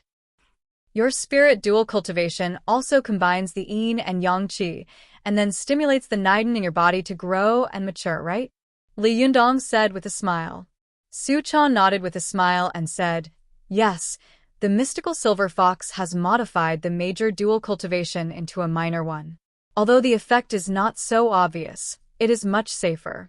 At least, both men and women don't have to be afraid of being picked clean by each other, and they can control their own aura.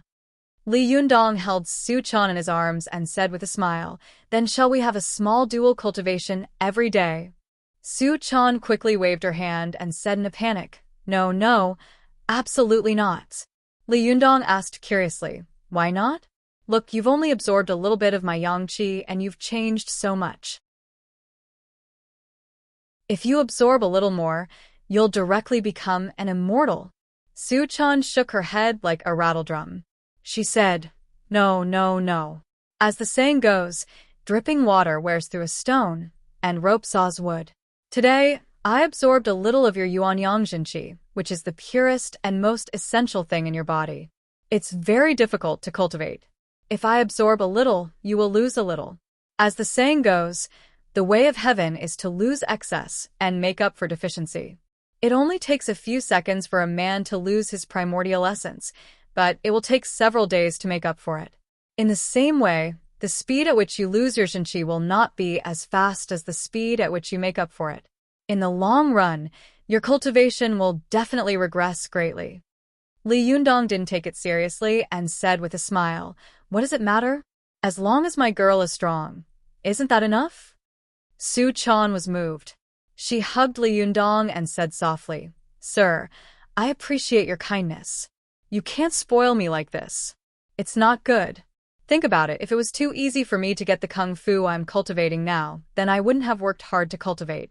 A niden without hard work is a fake niden. When I meet a master, it will collapse at once. Even if I cultivate niden to become extremely powerful through small dual cultivation, it's still useless when I meet a master. He sighed and said, you're right. I remember that after I succeeded in the Zhuji phase in the Himalayas, I met Wu Hao. He had obtained the niden through yin-yang dual cultivation.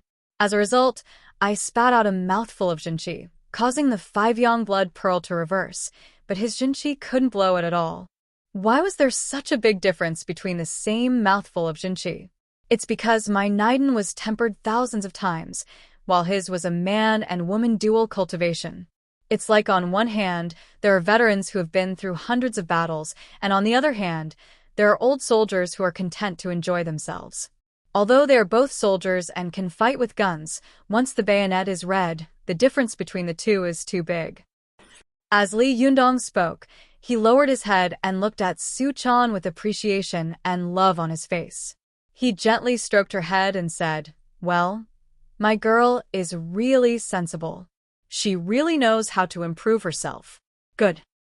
After receiving Li Yundong's praise, Su Chan's heart was sweeter than honey. She nodded with a smile and said, well, I will work hard. When my Jinqi is strong and vigorous, I will ask you to teach me the heavenly Jindan technique. Li Yundong laughed and said, okay. But in his heart, he thought, cultivation is about accumulation over time. When Su Chan Jinqi and Nigong are cultivated well, I'm afraid it will be too late. No, I have to think of another way. It's a pity that I've already eaten the Renuan Jindan, and the other Renuan Jindan is still missing. However, the Medicine King tripod that Ziyuan mentioned before is indeed a good treasure. But I don't know where it is, and I don't know how to refine pills. Li Yundong thought for a while, but he couldn't figure it out. So, he put the idea to the back of his mind for the time being. He just remembered it in his heart. At dawn the next day, Zhou Qi knocked on Li Yundong's door early in the morning. Li Yundong opened the door and saw that Zhou Qi was dressed in a student's uniform. Wan Hongling was standing next to her, also dressed in a student's uniform. He asked curiously, "What are you dressed for?" Wan Hongling laughed and said to Zhou Qin, "I knew it. This guy must have forgotten his other identity, right?" Zhou Qin pursed her lips and smiled. "Master, don't tell me you've forgotten that you still have to go to school? You've been absent for many days, and so have I. If I don't go to class, I'll be disqualified." Li Yundong patted his forehead and said with a smile, "If you hadn't mentioned it, I would have forgotten. Wait a minute, I'll go out in a minute." After washing up, he was about to go out with Zhou Qin and Ruan Hongling. Su Chan saw him at a glance and jumped over, saying with a smile, "Are you going to school? I want to go too." As soon as she said this, the other little foxes also joined in. "Leader, we want to go too." When Li Yundong saw this, he immediately felt a headache coming on. He thought to himself, "Last time, you almost turned the school upside down. Are you going again this time? How can this be? Do you think I'm going on a spring outing?"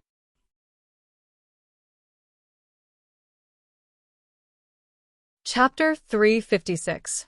Go to WatchNet. Li Yundong said with a straight face, "No. Do you think I'm going out to play?" Su Chan looked at Li Yundong eagerly, pouted, and said, "Didn't you say that I should follow you closely in the future?" The little foxes also joined in and said, "Yes, we must not leave leader's side and follow him closely." Li Yundong scolded them with a smile, "Are you a group of female ghosts? Follow me closely. Go do what you need to do. Don't make trouble." How could the little foxes be willing to do that? They all jeered. "Leader, you can't keep your word. Leader, you can't treat everyone equally." Li Yundong felt as if there were countless bees buzzing in his head. Chao Yi, who was beside him, also persuaded with a smile, "Leader, take them out for a walk. They're looking forward to going out with you. Go to WatchNet." 7KOM. Li Yundong didn't know whether to laugh or cry. "Shibwa Chao Yi, why are you also jeering?" The little foxes cheered, "Long live Shibwa Chao Yi. Long live Shibwa Chao Yi." Chao Yi coughed dryly and glanced at Li Yundong. The little foxes immediately understood and said in unison, "Long live leader. Long live leader." With so many beautiful women begging for mercy, Li Yundong couldn't stand it anymore. He said helplessly, "Okay, but we have to make 3 rules before we go out." When the little foxes heard this, they all laughed and said, "What 3 rules?" Li Yundong raised 3 fingers and said, "First, don't make a scene." As soon as he finished speaking, the little foxes said in unison, "What do you mean by making a scene?" Li Yundong glared at them and said, "This is making a scene." The little foxes were shocked, and all shut up. Li Yundong nodded with satisfaction and said, "Second, don't run around." The little foxes had no objection to this rule and nodded in unison. Li Yundong added, "Third, don't call me leader outside." When the little foxes heard this, they immediately asked, "Then what should we call you?" Li Yundong thought for a moment, then said resolutely, "Pretend you don't know me." Hearing this, Su Chan giggled and said, "After what happened last time, it seems unlikely." Li Yundong knew that Su Chan was referring to the speech he gave at the university. "How dare you?" he said, glaring at Su Chan. Li Yundong thought for a moment and said, "Anyway, don't call me leader if you have nothing to do. It's not a costume film. It sounds weird to outsiders. If there's anything, just call me by my name." The little foxes looked at each other and nodded. "All right then." Li Yundong saw that although they were well behaved at this time, he felt strange in his heart, as if something was going to happen. However, words that had been said were like spilled water, and they could not be taken back. Li Yundong sighed. "Forget it, let's go. I don't know what I did in my last life to provoke such a large group of people like you." When everyone in the Fox Zen school heard this, they all laughed. At this time, Ziyuan also came in from the opposite door. Seeing that he was about to go out, she asked curiously, "Where are you going?" "You have to go to the store to work on the decoration today." Li Yundong said with a wry smile, "I can't split myself up. Why don't I leave the decoration to you? It's useless for me to go." "I don't know anything about this." Ziyuan thought for a moment, then nodded and said, "Okay, that's it." Seeing this, Chao Yi took the initiative to say, Jinren Ziyuan. Why don't I help you? Ziyuan glanced at Chao Yi and was a little surprised, but she still smiled and said, well, I can't do it alone. At this time, Lui Wehong and Zhuang Yiting of the Fox Zen School said in unison, then let's go and help. Li Yundong smiled and said, that's good. Everyone has something to do. Let's divide the work and cooperate. The group of people laughed. Li Yundong took Su Chan, Zhou Qin, Wan Hongling, and the little foxes to the school, while Ziyuan and the others went to the store to work on the decoration. When he arrived at the school, Li Yundong looked at the vibrant campus. He suddenly felt that the place he had stayed in for nearly 3 years was so strange. He sighed and said, I haven't been back for a while. It seems like a century has passed. I've almost forgotten that I'm still a student. As soon as he finished speaking, he suddenly heard a voice next to him, with anger and surprise. You've almost forgotten that you're a student. Have you also forgotten that you have friends like us? Li Yundong turned his head and saw Feng Na holding a textbook in her arms, looking at him with a mixture of anger and joy. Li Yundong immediately laughed and said, it's you. Long time no see. How have you been recently? Feng Na glanced at Li Yundong and said in a drawling tone, me? Do you still know me?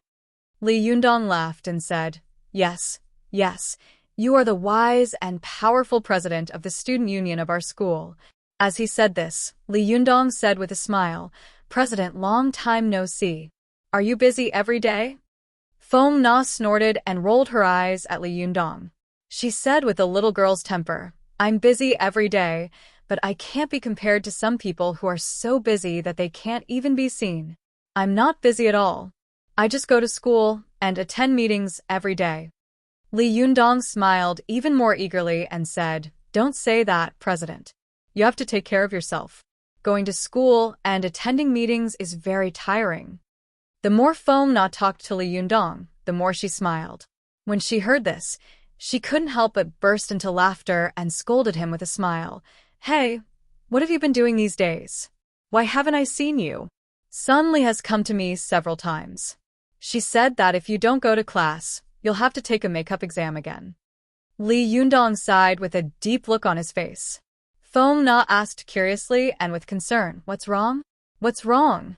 Tell me what's on your mind. If you don't say it, do you not regard me as a friend? Li Yundong looked up at the sky and sighed. Alas, these days, I can't eat or sleep well when I think about something. I can't sleep. I'm so anxious.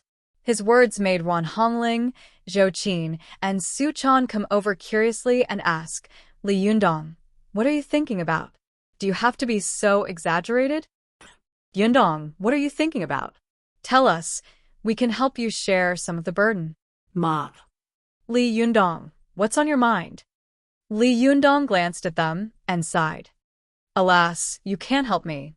Don't ask. After that, he sighed. But the more Li Yundong didn't say anything, the more curious they became. They all urged him, say it, say it. There are no outsiders here. Li Yundong couldn't resist, so he sighed and said with a compassionate expression, every night, as long as I think about the fact that the motherland has not been unified and the world has not been peaceful, I can't eat or sleep well. Before he could finish his words, everyone burst into laughter. Feng Na laughed and spat.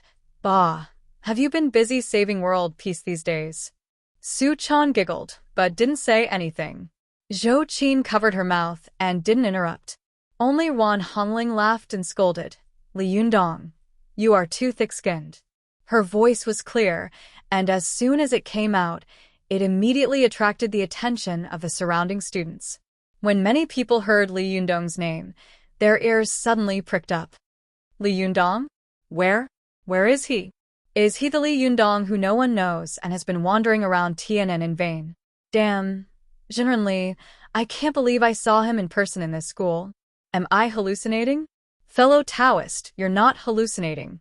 This is the legend of our school, Li Yundong, Jinren Li, who is known as a pear blossom suppressing a begonia, and who is against eating shit without hesitation. These students whispered each other for a while, and some of them simply shouted at Li Yundong, fuck you. These students, who had experienced the last incident in the school playground, all laughed. Li Yundong was not angry. He turned his head and said to Feng Na and the others with a wry smile, "Hurry up and go to the classroom. It's going to be crowded here." Sure enough, after a while, the news of Li Yundong's appearance on the campus spread, and in a short time, it had spread all over the campus. Many people who had never seen Li Yundong before were curious.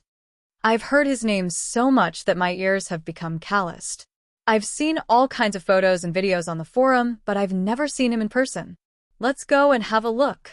For a moment, these students all clustered around Li Yundong and followed him. The large group of people was like a torrent. Li Yundong smiled bitterly to himself. He turned his head to look at Feng Na and said, "Do you know why I don't come to school anymore?" Feng Na covered her mouth and said with a smile, "That's because you don't come often, so when the students see you, they find it strange and come to see you in person." Li Yundong laughed exaggeratedly and said, "Oh, so they usually look at my body, don't they?" Feng Na laughed. She patted Li Yundong on the shoulder and said, "I happen to have no classes this morning. I'll accompany you to a class." Li Yundong laughed and said, "I think you just want to see me have a good time." Feng Na giggled. "You found out. Well, I just want to see you have a good time. What do you think? Are you going to drive me away?" Li Yundong sighed and said, "Alas, I'm such a low-key person, but you just have to applaud and scream for me. It's really embarrassing." After that, the people around him burst into laughter again. The little foxes had been looking at the people around them curiously. They quietly pulled Su Chan's arm, pulled her aside, and whispered, "Su Chan, is leader so prestigious here?" Su Chan said proudly, "Of course. Didn't you see how many people responded to his call on the stage last time?" Only then did the little foxes remember what had happened last time. They said with pride, "It's a good thing that leader is so popular. It means that our leader is very outstanding. It seems that our Fox Zen school will definitely flourish in his hands in the future." Su Chan nodded like a chick pecking at rice. Yes, Yundong has always been outstanding. Li Yundong saw that Su Chan and the little foxes were whispering to each other, and he suddenly had an idea. He quickly called Su Chan over and asked as if he was facing a formidable enemy, "Hey, what are you talking about? You're not going to do something again, are you?" Su Chan immediately cried out in grievance. "I didn't. We were just praising you just now, okay?" Li Yundong looked suspicious and kept looking at Su Chan as if he wanted to find some clues from her face. He said doubtfully, "Really?" Su Chan said firmly, "Of course not. You're thinking too much." Li Yundong patted her head and said, "That's good. I was afraid that you guys would get together and cause me trouble. You guys are a group of troublemakers." Su Chan pouted and made a face at Li Yundong. At this time, Feng Na turned her wrist to look at her watch and said, "Let's go. It's time for class. We have a big classical class this morning." Li Yundong saw that there were so many students around that there were signs of traffic congestion. He quickly waved his hand and said, "Let's go and grab seats."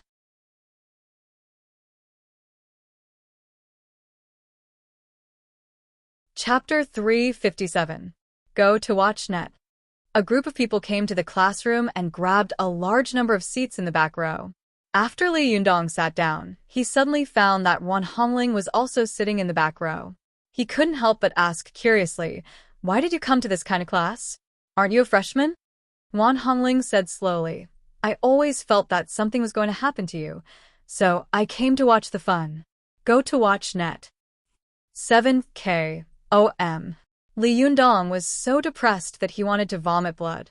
He rolled his eyes at Wan Hongling and then said to the little foxes sitting in the back row, "If you dare to make trouble, no one is allowed to have dinner when we go back." The little foxes were shocked and sat up straight, their mouths tightly shut. Feng Na had always been curious about the relationship between so many beautiful women and Li Yundong. Seeing that these beautiful women were extremely obedient as soon as Li Yundong spoke, she couldn't help but ask, "Li Yundong, have you been selling human beings these days? Where did you get so many beautiful women? You can open a modeling company now." Li Yundong raised his head and laughed. I'm so charming that they threw themselves at me.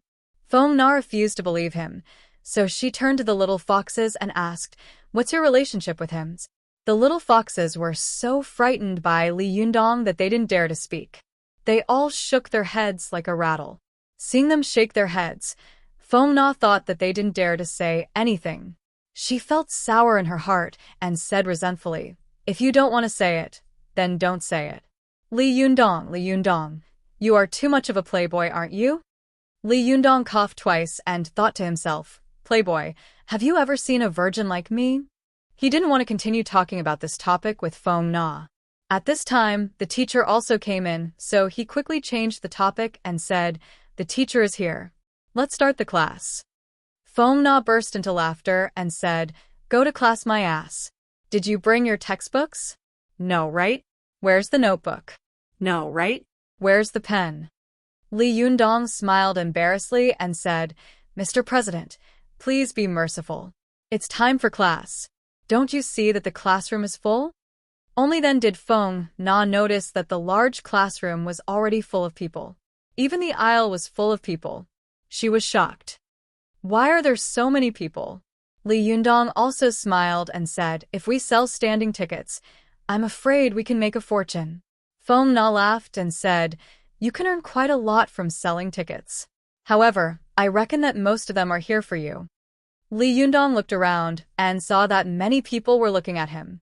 He couldn't help but smile and say, "If one day I can't survive, I'll open an exhibition hall myself. I won't starve to death." Feng Na covered her mouth and giggled.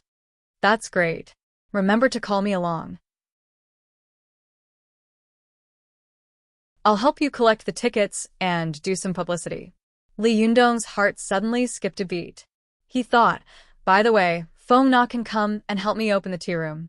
Should I tell her?" Li Yundong thought for a moment and thought to himself, "Let's talk about it later. What if I lose money then? Wouldn't that be utterly humiliating?" At this time, the teacher who walked into the classroom was also shocked by the students in the classroom. He couldn't help but get excited. "I've been teaching for so many years. When has it not been sparse, and many students have run away in the middle of the class? Since when are there so many people? Today, there are really no empty seats. What is happiness? Happiness is that cats eat fish, dogs eat meat, and Ultraman fights monsters every day. Isn't the teacher's happiness counting on the students in the classroom to listen to his class every day?"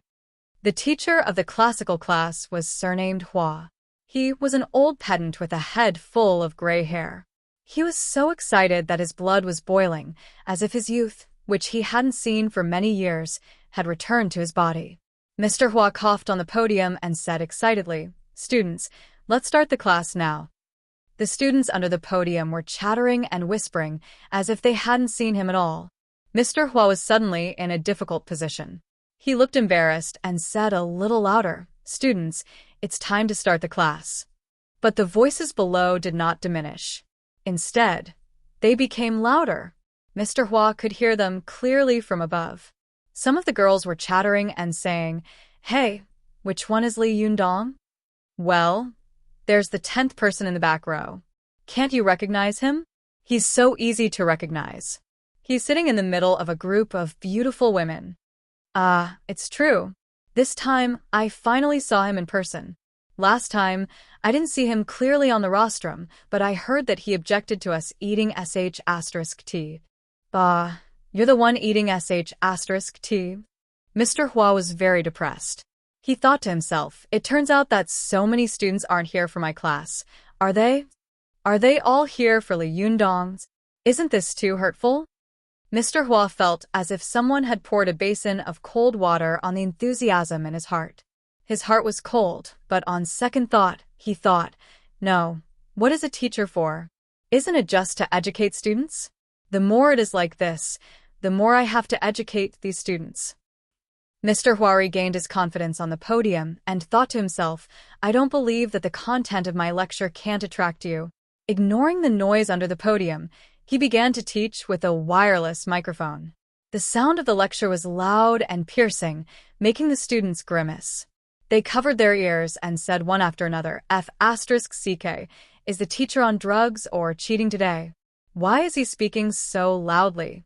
Immediately, a student shouted, "Teacher, your voice is too loud. We can't stand it." Mr. Hua said leisurely on the podium, "If I don't speak louder, how can I cover you?" The students under the podium burst into laughter. After a while, the order in the classroom was much better. Seeing this, Mr. Hua immediately became energetic. He tried his best to teach on the podium, but his words were extravagant, and his saliva was flying everywhere. Li Yundong didn't want to listen to the lecture. He just wanted to be there so that he wouldn't be expelled if he skipped classes too many times. That would be a great injustice. Being expelled was a small matter. At that time, his parents' monthly benefits would be cut off, and he hadn't earned a single grain of rice. If he lost money in his business, there would be no way out. He would really have to take the little foxes to open a circus. Li Yundong was listening in his seat, but it was the first time the little foxes had attended such a class. They were very excited and sat upright, just like they were attending an old teacher's class in a private school. Mr. Hua looked down from the podium. He could see clearly who was listening carefully, who was whispering, who was putting on makeup, and who was texting. He thought to himself, "It's rare that these girls are so beautiful and so serious in class. It's rare." Mr. Hua seemed to be encouraged. He spoke more and more energetically. When he got to the point where he was excited, he would casually recite poems and shake his head. He really had the air of an old teacher in a private school. Even though Su Chan had attended a few similar classes with Li Yundong, she had always envied him for being able to attend such a big school. She paid close attention to the class, especially when the teacher stood on the podium and began to talk about the relationship between ancient literati and flowers. She listened with great interest. Seeing that Su Chan was listening so attentively, Li Yundong smiled and nudged her arm with his elbow. "Hey, is it really that good?" Su Chan giggled. "It's good. It's very eye-opening." At this time, the teacher on the podium was talking about the relationship between scholars and chrysanthemums. When he talked about the works of Tao Yuanming, Lu Yu, and other famous writers, he simply shook his head and recited a poem. "The autumn silk lingers around the house like the Tao family. All around the fence is slanting day by day. It is not that the chrysanthemum is preferred among flowers, but that when the flower blooms, there will be no more flowers." Li Yundong listened to the teacher recite the poem enthusiastically and suddenly laughed. He said to Su Chan with a smirk, "By the way, do you know why scholars like to sing about chrysanthemums?" "Of course I do," Su Chan said confidently. "Do you think that your girl is uncultured? Chrysanthemums are fresh and elegant, noble and pure, the flower of a gentleman. Therefore, ancient scholars used chrysanthemums as a metaphor to show their nobility and the heart of a gentleman." Li Yundong shook his head with a smirk. No, that's nonsense." Su Chan's mouth opened wide. Huh? She asked in confusion. "That's not right. What kind of reason is that?" Li Yundong laughed. "Why do scholars like chrysanthemums?" Su Chan blinked. Why? Li Yundong said word by word in a serious tone, "Because they are all hardcore." As soon as Li Yundong finished speaking, Feng Na couldn't help but burst out laughing. As soon as she laughed out loud, she immediately felt that it was inappropriate. She quickly covered her mouth, turned her head to the side, and held back her laughter, her shoulders shrugging. Li Yundong ridiculed her with a fake smile. "Feng Na, you actually understand? You have a heavy taste." Feng Na laughed until her stomach hurt. She didn't care about Li Yundong's words. Su Chan was confused.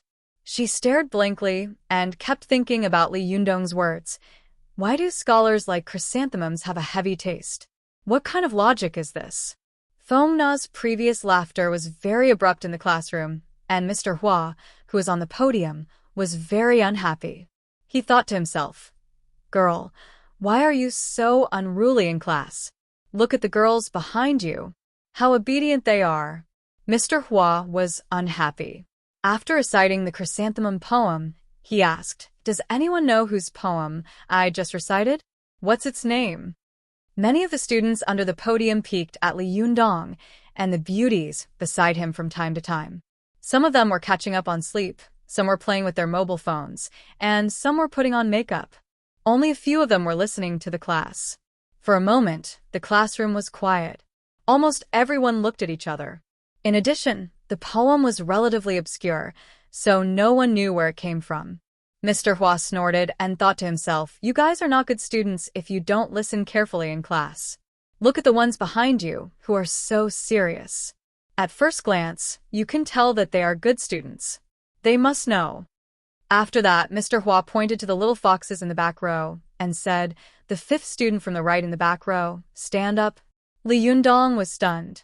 He looked back and saw that the fifth student from the right in the back row was a little fox from the Foxen school. The little fox looked at Li Yundong first, then stood up in confusion and looked at the teacher blankly. Mr. Hua asked kindly, "Student, do you know the source of this poem?" The little fox thought to herself, "I know, but leader didn't let us talk before." So she shook her head. Mr. Hua was greatly shocked. He looked depressed and pointed to the little fox next to him. "What about you? Do you know?" Another little fox also stood up. She saw that her Shiji hadn't spoken before, so of course, she couldn't speak either. She also shook her head in silence. Mr. Hua was depressed. He didn't believe it, so he called up the little foxes next to them one by one. As a result, all of them shook their heads in silence. Mr. Hua was angry and couldn't help shouting, "Why don't you know anything? How are you in class? Look at all of you. Each and every one of you is so pretty, but why is your head so empty?" The little foxes felt wronged and thought to themselves, "We're not your students. We know, but leader won't let us say it." Mr. Hua was so angry on the podium that he was gasping for breath. Su-chan secretly felt that it was unfair. She thought to herself, "This teacher, if you scold my fellow disciples, isn't that the same as scolding me? It doesn't matter if you scold me, but aren't you scolding my Yundong in a roundabout way? He is our leader. If we are scolded, he will also lose face. No, I have to fight for Yundong." Thinking of this, Su-chan threw everything else out of her mind. She stretched out her hand and said loudly, "Mr. Hua, I know." Li Yundong was shocked and pulled her back. "Hey, don't talk nonsense." Seeing Li Yundong's action, Mr. Hua immediately shouted, "Li Yundong, if you don't say it yourself, why don't you let other students say it?" Li Yundong didn't know whether to laugh or cry. He wanted to say, "She's my girlfriend, not a student here." However, he saw that the teacher was in a fit of anger. If he were to say something like that, it might cause another storm, so he swallowed the words back down. Mr. Hua pointed at Su-chan and said loudly, "Student, don't be afraid. Stand up and answer the question loudly."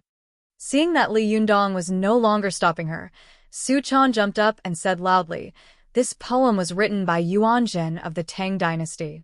It's called Chrysanthemum." Everyone in the classroom looked at Su-chan in unison, and there was a lot of discussion for a while. Mr. Hua was relieved. D***MN. Finally, someone knows the source of this poem. It's not easy. Mr. Hua's face was full of relief. Seeing that Su-chan had answered without thinking, he wanted to test her again, so he asked, "Do you know why ancient literati loved chrysanthemums?" When Li Yundong heard this, his heart suddenly skipped a beat. He opened his mouth wide and thought to himself, "No way, how could there be such a coincidence?"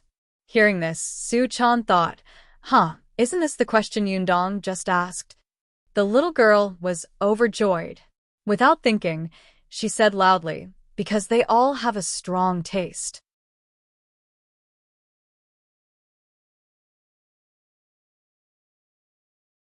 Chapter 358. Go to WatchNet. As soon as Su-chan said this, the whole classroom fell silent in an instant. It was so quiet that even a pin drop could be heard.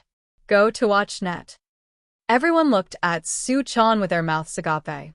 The teacher standing on the podium was even more dumbfounded, and his temples were beating wildly. Li Yundong was even more frantic in his heart. F***CK, you speak too fast. I can't even stop you. This silence only lasted for a moment, And then there was a burst of amazing laughter in the classroom. The laughter was like thunder on the ground, almost lifting the roof. Suchan was confused by everyone's laughter. She looked around blankly and said, "Did I say something wrong?" Mr. Hua, who was on the podium, suppressed his anger and said, "Student, if you don't know, then you don't know. Don't make trouble in class." Suchan said loudly, "I know. It was Yundong who told me." After that, she reached out and pointed at Li Yundong, and all the eyes in the classroom turned to Li Yundong. Li Yundong suddenly burst into tears. He thought to himself, "Girl, I've known you for so long. Why do you always make trouble for me every time you come to school?" Suchan didn't react at first, but she soon found that something was wrong, especially when she looked at Li Yundong. Li Yundong's expression was as if he wanted to find a hole to hide in. Suchan's heart skipped a beat. She thought to herself, "Oh no, did I say something wrong again?" But I said it according to what Yundong told me." The little girl felt wronged and puzzled. She lowered her head and timidly glanced at Li Yundong. Then, she timidly glanced at the students around her, who were laughing wildly. Her head was getting lower and lower, and in the end, it seemed that she wanted to bury it in her chest. Mr. Hua's veins were bulging on the podium. He said, "Student, please sit down. Student Li Yundong, please stand up." "Oh," Suchan said, and sat down timidly. She glanced at Li Yundong again, only to see that he was looking at her with a tearless expression. He said in a low voice, "Little girl, I'm in trouble because of you." Suchan lowered her head even more. "Oh," she said, sitting in her seat, muttering in her heart, "What did I do wrong? Why was everyone laughing like that?" As soon as Li Yundong stood up, the students in the classroom cheered loudly. Not only the students in the classroom, but even the corridor outside was full of students. They had all heard the news and wanted to see Li Yundong's elegant demeanor. Fortunately, Li Yundong didn't let them down. He had put on a good show. For a moment, the students inside and outside the classroom were excited. Countless faces were pressed against the glass windows of the classroom, and countless phones were turned on to the camera function, recording every movement in the classroom. In the face of such cheers, Li Yundong felt like he was sitting on pins and needles. He smiled dryly and said to Mr. Hua, who was as pale as the bottom of a pot on the podium, "Mr. Hua, actually." Before he could finish, Mr. Hua shouted angrily, "Don't talk. Listen to me." In the face of his teacher's outburst, Li Yundong tactfully shut his mouth. "Teacher," Hua said loudly, "I know you are a celebrity student in this school, but please respect my profession. Please respect my identity. I'm a teacher.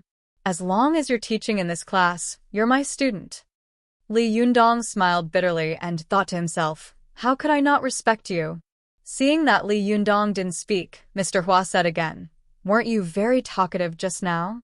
Come on, come to the podium. You give the lecture and I'll be your student, okay?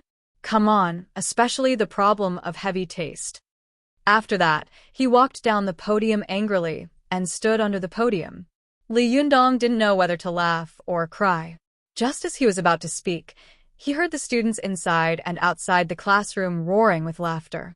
One by one, they shouted, "Li Yundong, we support you." The noise was like a huge wave, so loud that it almost drowned everyone. Seeing these students jeering like this, Mr. Hua became even angrier. He held the wireless microphone and sneered, "Go, make it clear. You should also experience the feeling of being a teacher. If you don't come up, the whole class will get 0 points in the exam." As soon as this was said, the students suddenly burst into an uproar, especially the students who wanted such credits. They all looked at Li Yundong eagerly, as if they were looking at Guanyin Bodhisattva, who had saved them from suffering. Seeing that he had been forced into a corner, Li Yundong had no choice but to bite the bullet and walk to the podium.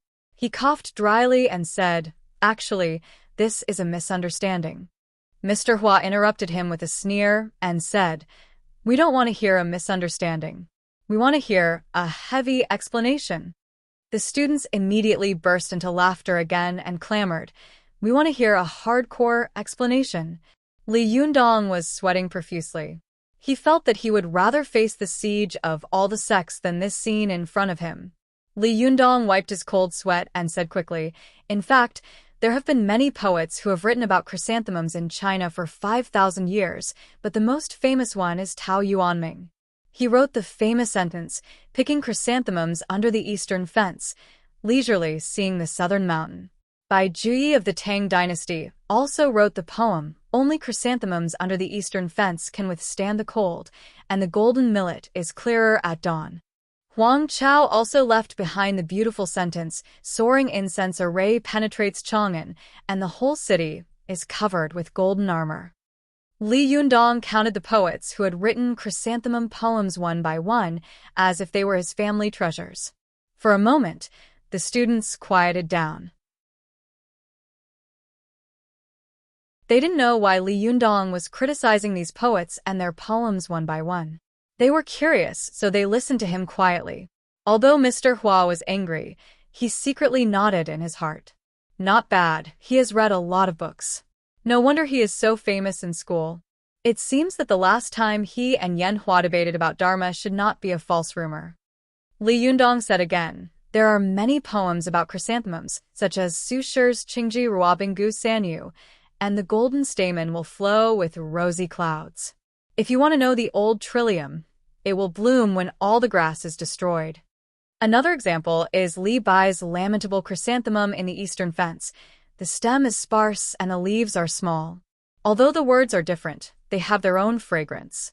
Another example is Du Fu's The cold flowers have bloomed, and the chrysanthemum is alone. The old plucking people frequently change, and the fragrant wine temporarily follows. Li Yundong listed these poets who had written chrysanthemum poems like a machine gun, without stopping at all. The students were all knowledgeable people. For a moment, everyone secretly applauded Li Yundong's strong memory. But at the same time, they became more and more confused. Why did Li Yundong list so many poets and poems that have written chrysanthemum poems? What does this have to do with heavy taste? While they were wondering, Li Yundong said, "Look, among these poets, Tao Yuanming is from Chaisang County in Xuanyang of the Eastern Jin Dynasty, which is now Jiangxi. Bai Ji is from Hunan, Huang Chao is from Shandong, Su Dongpa is from Sichuan, Li Bai is also from Sichuan, and Du Fu is also from Hunan. Jiangxi cuisine is heavy in color and thick in taste, and people like chili, not to mention Sichuan cuisine, which is famous for its spiciness. Shandong is famous for its Shandong cuisine, which is also characterized by saltiness and freshness, and salt is used to bring out the freshness of dishes. Hunan cuisine is not to mention, fresh and fragrant is its characteristic. Look, I have listed so many people, and the dishes in their places are basically quite heavy, so I say that they all have heavy taste." After Li Yundong finished speaking, he only felt that his head was covered with sweat, as if he had fought with 100 Yuanying stage masters for 500 rounds.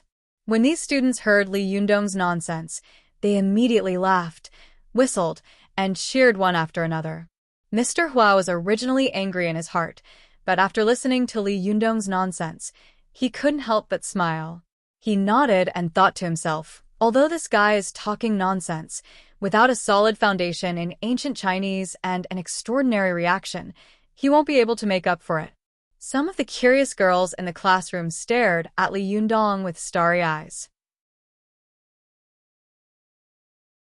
They couldn't help but say, "Before, I only knew that Li Yundong was strong and brave, but today I know that he is also a romantic and elegant scholar. He is really good at both the pen and the sword. Where can I find a boy like him? What a pity. Idiot, didn't you see him argue with Yan Hua about Buddhism last time? Who can understand that? But didn't you see him recite chrysanthemum poems just now? Wow, he's so stylish. He's so handsome. F***CK, can't you help getting excited when you hear the word chrysanthemum? Do you also have a heavy taste?" A boy next to them couldn't help sighing when he heard their infatuation. What is amazing? He can win countless fans by bragging for a while and make a group of beautiful girls fall in love with him. They are even willing to marry him. This is amazing. What do you know? You don't know these poems. Show me. Alas, I didn't know until today that even reciting poems can be used to pick up girls. You have to read, children. There are beauties in books. The ancients didn't deceive me. Li Yundong braced himself and gave a random explanation. Although it was barely justifiable, Mr. Huan nodded secretly under the podium, thinking that this matter would be over. However, the students who were watching the fun did not intend to let him go. Some students clamored, "Mr. Li, let's do something exciting." As soon as these students clamored, the students inside and outside the classroom also followed suit. "Let's do something exciting." Li Yundong cursed in his heart. "Damn it, you guys are really taking pleasure in my misfortune. I've solved such a perverted problem, but you still refuse to let me go. Well, if you don't let me have an easy time, I won't let you have an easy time." Li Yundong made up his mind. "In for a penny, in for a pound, in for a pound," he said loudly. "Do you want something exciting?" The eyes of these birdmen lit up, and they nodded excitedly. "Yes, yes, we want something exciting." Li Yundong waved his hand and said, "Well, now put away all the books. Let's take the exam." Everyone was dumbfounded. A student in the front row stammered, "Test, test." Li Yundong glanced at them and said with a matter-of-fact expression, "Don't you want to be excited? Isn't the exam exciting enough?" These students suddenly burst out laughing. Even Mr. Hua, who had been keeping a straight face, couldn't help laughing. A curious student asked, "Mr. Li, what's the content of the exam?" Li Yundong didn't even think about it. He said loudly, "It's about the relationship between scholars singing Chrysanthemum and Heavy Taste." After he finished speaking, he seemed to think of something and added, "You're not allowed to plagiarize and use my explanation just now." There was another burst of laughter outside the classroom. Mr. Hua also laughed and scolded, "Slies." The class could no longer go on. Mr. Hua shook his head helplessly and said, "Forget it, I'll let you go today. Don't make trouble next time." Li Yundong felt as if he had been granted amnesty. He quickly said seriously, "Please rest assured, Mr. Hua. I will live up to the ardent expectations of the party and the people in the future. I will study hard, make progress every day, and strive to be a new person in the construction of the motherland." The crowd burst into laughter again. After the disturbance of the class, Li Yundong waited until the class was over. After he walked out of the classroom, Zhou Qin and Wan Hongling kept whispering, glancing at Li Yundong from time to time, and bursting into laughter from time to time. The little foxes were all arrogant, as if their leader had just done something earth-shattering and earth-shattering. Only Su Chan lowered her head and rubbed the corners of her clothes with her hands. She didn't dare to raise her head to look at Li Yundong. Seeing her like this, Li Yundong wanted to teach her a lesson, but he couldn't bring himself to say it. He decided to wait until they got back. The group of people walked out of the teaching building. Wan Hongling was talking to Zhou Qin when she suddenly saw an acquaintance out of the corner of her eye. She said to Zhou Qin and Li Yundong, "Wait a minute, I have something to do." As she said this, she ran away and shouted at a boy from afar, "Yan Hua, stop right there." Li Yundong glanced over and thought to himself, "Hey, didn't she always hate and dislike this guy?" Sorry, I went out for dinner, so the update is late. Tonight's third update is still the same.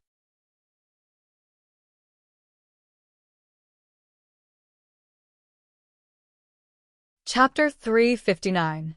Go to WatchNet. Hearing Wan Hongling shout, Yanhua turned around and said with surprise and joy, "Hongling? Where have you been these days? I called you, but you didn't answer." I was so worried about you. Wan Hongling snorted and said, "Do I have to answer your call? Who are you to me?" Yanhua smiled awkwardly and said, "I'm your friend." It's okay for me to care about you. Wan Hongling snorted and said, "I'm fine. You don't need to worry about me. Go to WatchNet." Yanhua looked disappointed. "Then why did you call me? If there's nothing else, I'll leave first." Seeing that he was about to turn around and leave, Wan Hongling quickly shouted, "Hey, I need to talk to you about something." Yanhua didn't want to leave. He was just putting on a show. Hearing Wan Hongling's words, he immediately turned around and smiled apologetically. "What's the matter, Hongling?" Wan Hongling asked. "That's 6. Where's your family heirloom sword? Is it still at home?" Yan Hua saw that she had changed her words halfway. Although he felt strange, he didn't think too much about it. He said, "It's at home." "What's wrong?" Wan Hongling's face lit up with joy. She rolled her eyes and said, "Can I borrow it?" Yan Hua didn't even think about it and immediately said, "Yes, of course. I can lend it to anyone but you." Seeing that he agreed so readily, Wan Hongling was delighted and said with a smile, "Really? That's great. Can I bring it tomorrow?" Yan Hua nodded and said, "Tomorrow? Sure." But he seemed to think of something and asked, "What do you want this sword for?" Wan Hongling said, "It's none of your business. I need it for something." Yan Hua suddenly looked confused. He couldn't help glancing at Li Jiandong in the distance and said with jealousy, "You don't want to lend it to that guy, do you?" Wan Hongling suddenly said angrily, "Hey, what did you say? If you don't want to lend it to me, forget it." After that, she stomped her feet and turned to leave. Yan Hua quickly pulled her back and said with an embarrassed smile, "I'm just asking. I can lend it to you, but you have to promise me that you won't let that guy use it." Wan Hongling frowned and said angrily, "Yan Hua, do you know why I've never liked you? Because you are as narrow-minded as a woman. If I'm borrowing it, I'm borrowing it. If I'm not borrowing it, I'm not borrowing it. Since I'm borrowing it, I don't care what I'm going to do with it." What was a man dilly-dallying for? He was even pulling and tugging outside. Wasn't it embarrassing? Let go. Yan Hua smiled awkwardly and put down his hand. He said in a low voice, "I'm only like this in front of you. Don't worry, I won't ask. I'll lend you the sword tomorrow." Wan Hongling snorted angrily. "You really want to borrow it? Hey, if you're unwilling, then don't lend it to me. I won't blame you.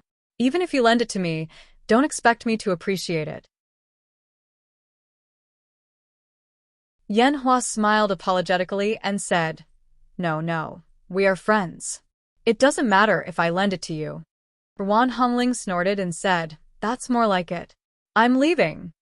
Yan Hua saw that she had turned around and was about to leave without any hesitation. He called out, "Hey." But Wan Hongling had already walked far away. Only a ponytail swayed behind her head, making Yan Hua's mind go into a mess. "That's strange. What does she want this sword for?" Yan Hua muttered in confusion. Yan Hua's mind was full of confusion. When he got home after school, he opened the door, put down his school bag, and went out. He turned a corner and went straight to his Aunt Yan Fong's study. His family was quite well off and lived in a courtyard house. His aunt had left for 9 years, but his family still kept her room the same and went in to clean it from time to time. Yan Hua pushed open Yan Fong's door and walked into the study. He was shocked. He saw a figure standing next to the sword rack in the study, quietly looking at the long sword on the rack.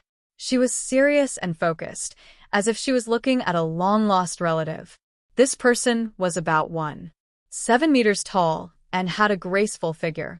She was a graceful woman with a charming figure. This woman had a black shawl, and there was an indescribable sense of tranquility all over her body. Yan Hua looked at the side of this person's face and saw that she was beautiful. There was a smile at the corner of her mouth, as if she was recalling something. Yan Hua glanced at this person's face and immediately said in surprise, "Aunt." Yan Fong seemed to have known that he had come in. Her eyes were still focused on the sword quietly placed on the rack. She said without looking back, "Hua, long time no see. Do you still remember me?" The last time Yan Hua saw his aunt, he was still a teenager. At that time, his impression of Yan Fong was that his aunt was very beautiful but a little difficult to get close to. Looking at her now, her appearance hadn't changed at all in more than 10 years. She was still as beautiful as before, like a young girl. Yan Hua said in surprise, "Aunt, when did you come back? I haven't seen you for so long, but you're still so beautiful." Yan Fong suddenly smiled, and her smile was full of sarcasm and self-deprecation. "Beautiful? What's the use of being beautiful? I can't compete with that fox, can I?" Yan Fong sighed and said faintly, "Hua, you have to remember my words." At this time, Yan Hua only felt that his mind was a little confused. He didn't know why Wan Hongling wanted to borrow this sword from him, nor did he know why his aunt, who had suddenly disappeared for 9 years, had suddenly come back. Why did she suddenly say these things to him? Yan Hua replied in a daze. What words? Yan Fong gently took the liuhe, one of the twin swords, off the sword rack. She gently stroked the sharkskin sheath on the scabbard with her fingers and said softly, if you like someone, you can't let others take your sweetheart away. Sometimes you don't hesitate to get rid of your competitors. You must strike first to gain the upper hand. Yan Hua was shocked. He hadn't expected that Yan Fong would urge him to kill someone. He thought to himself, although I have a grudge against Li Jiandong, there's no need to kill him, right? However, Yan Fong seemed to have guessed what he was thinking. She snorted and slowly pulled out the long sword. In an instant, the sword was unsheathed, and the sword chi radiated in all directions. She said, you may think that I'm exaggerating, but in the future, you will know how right I am.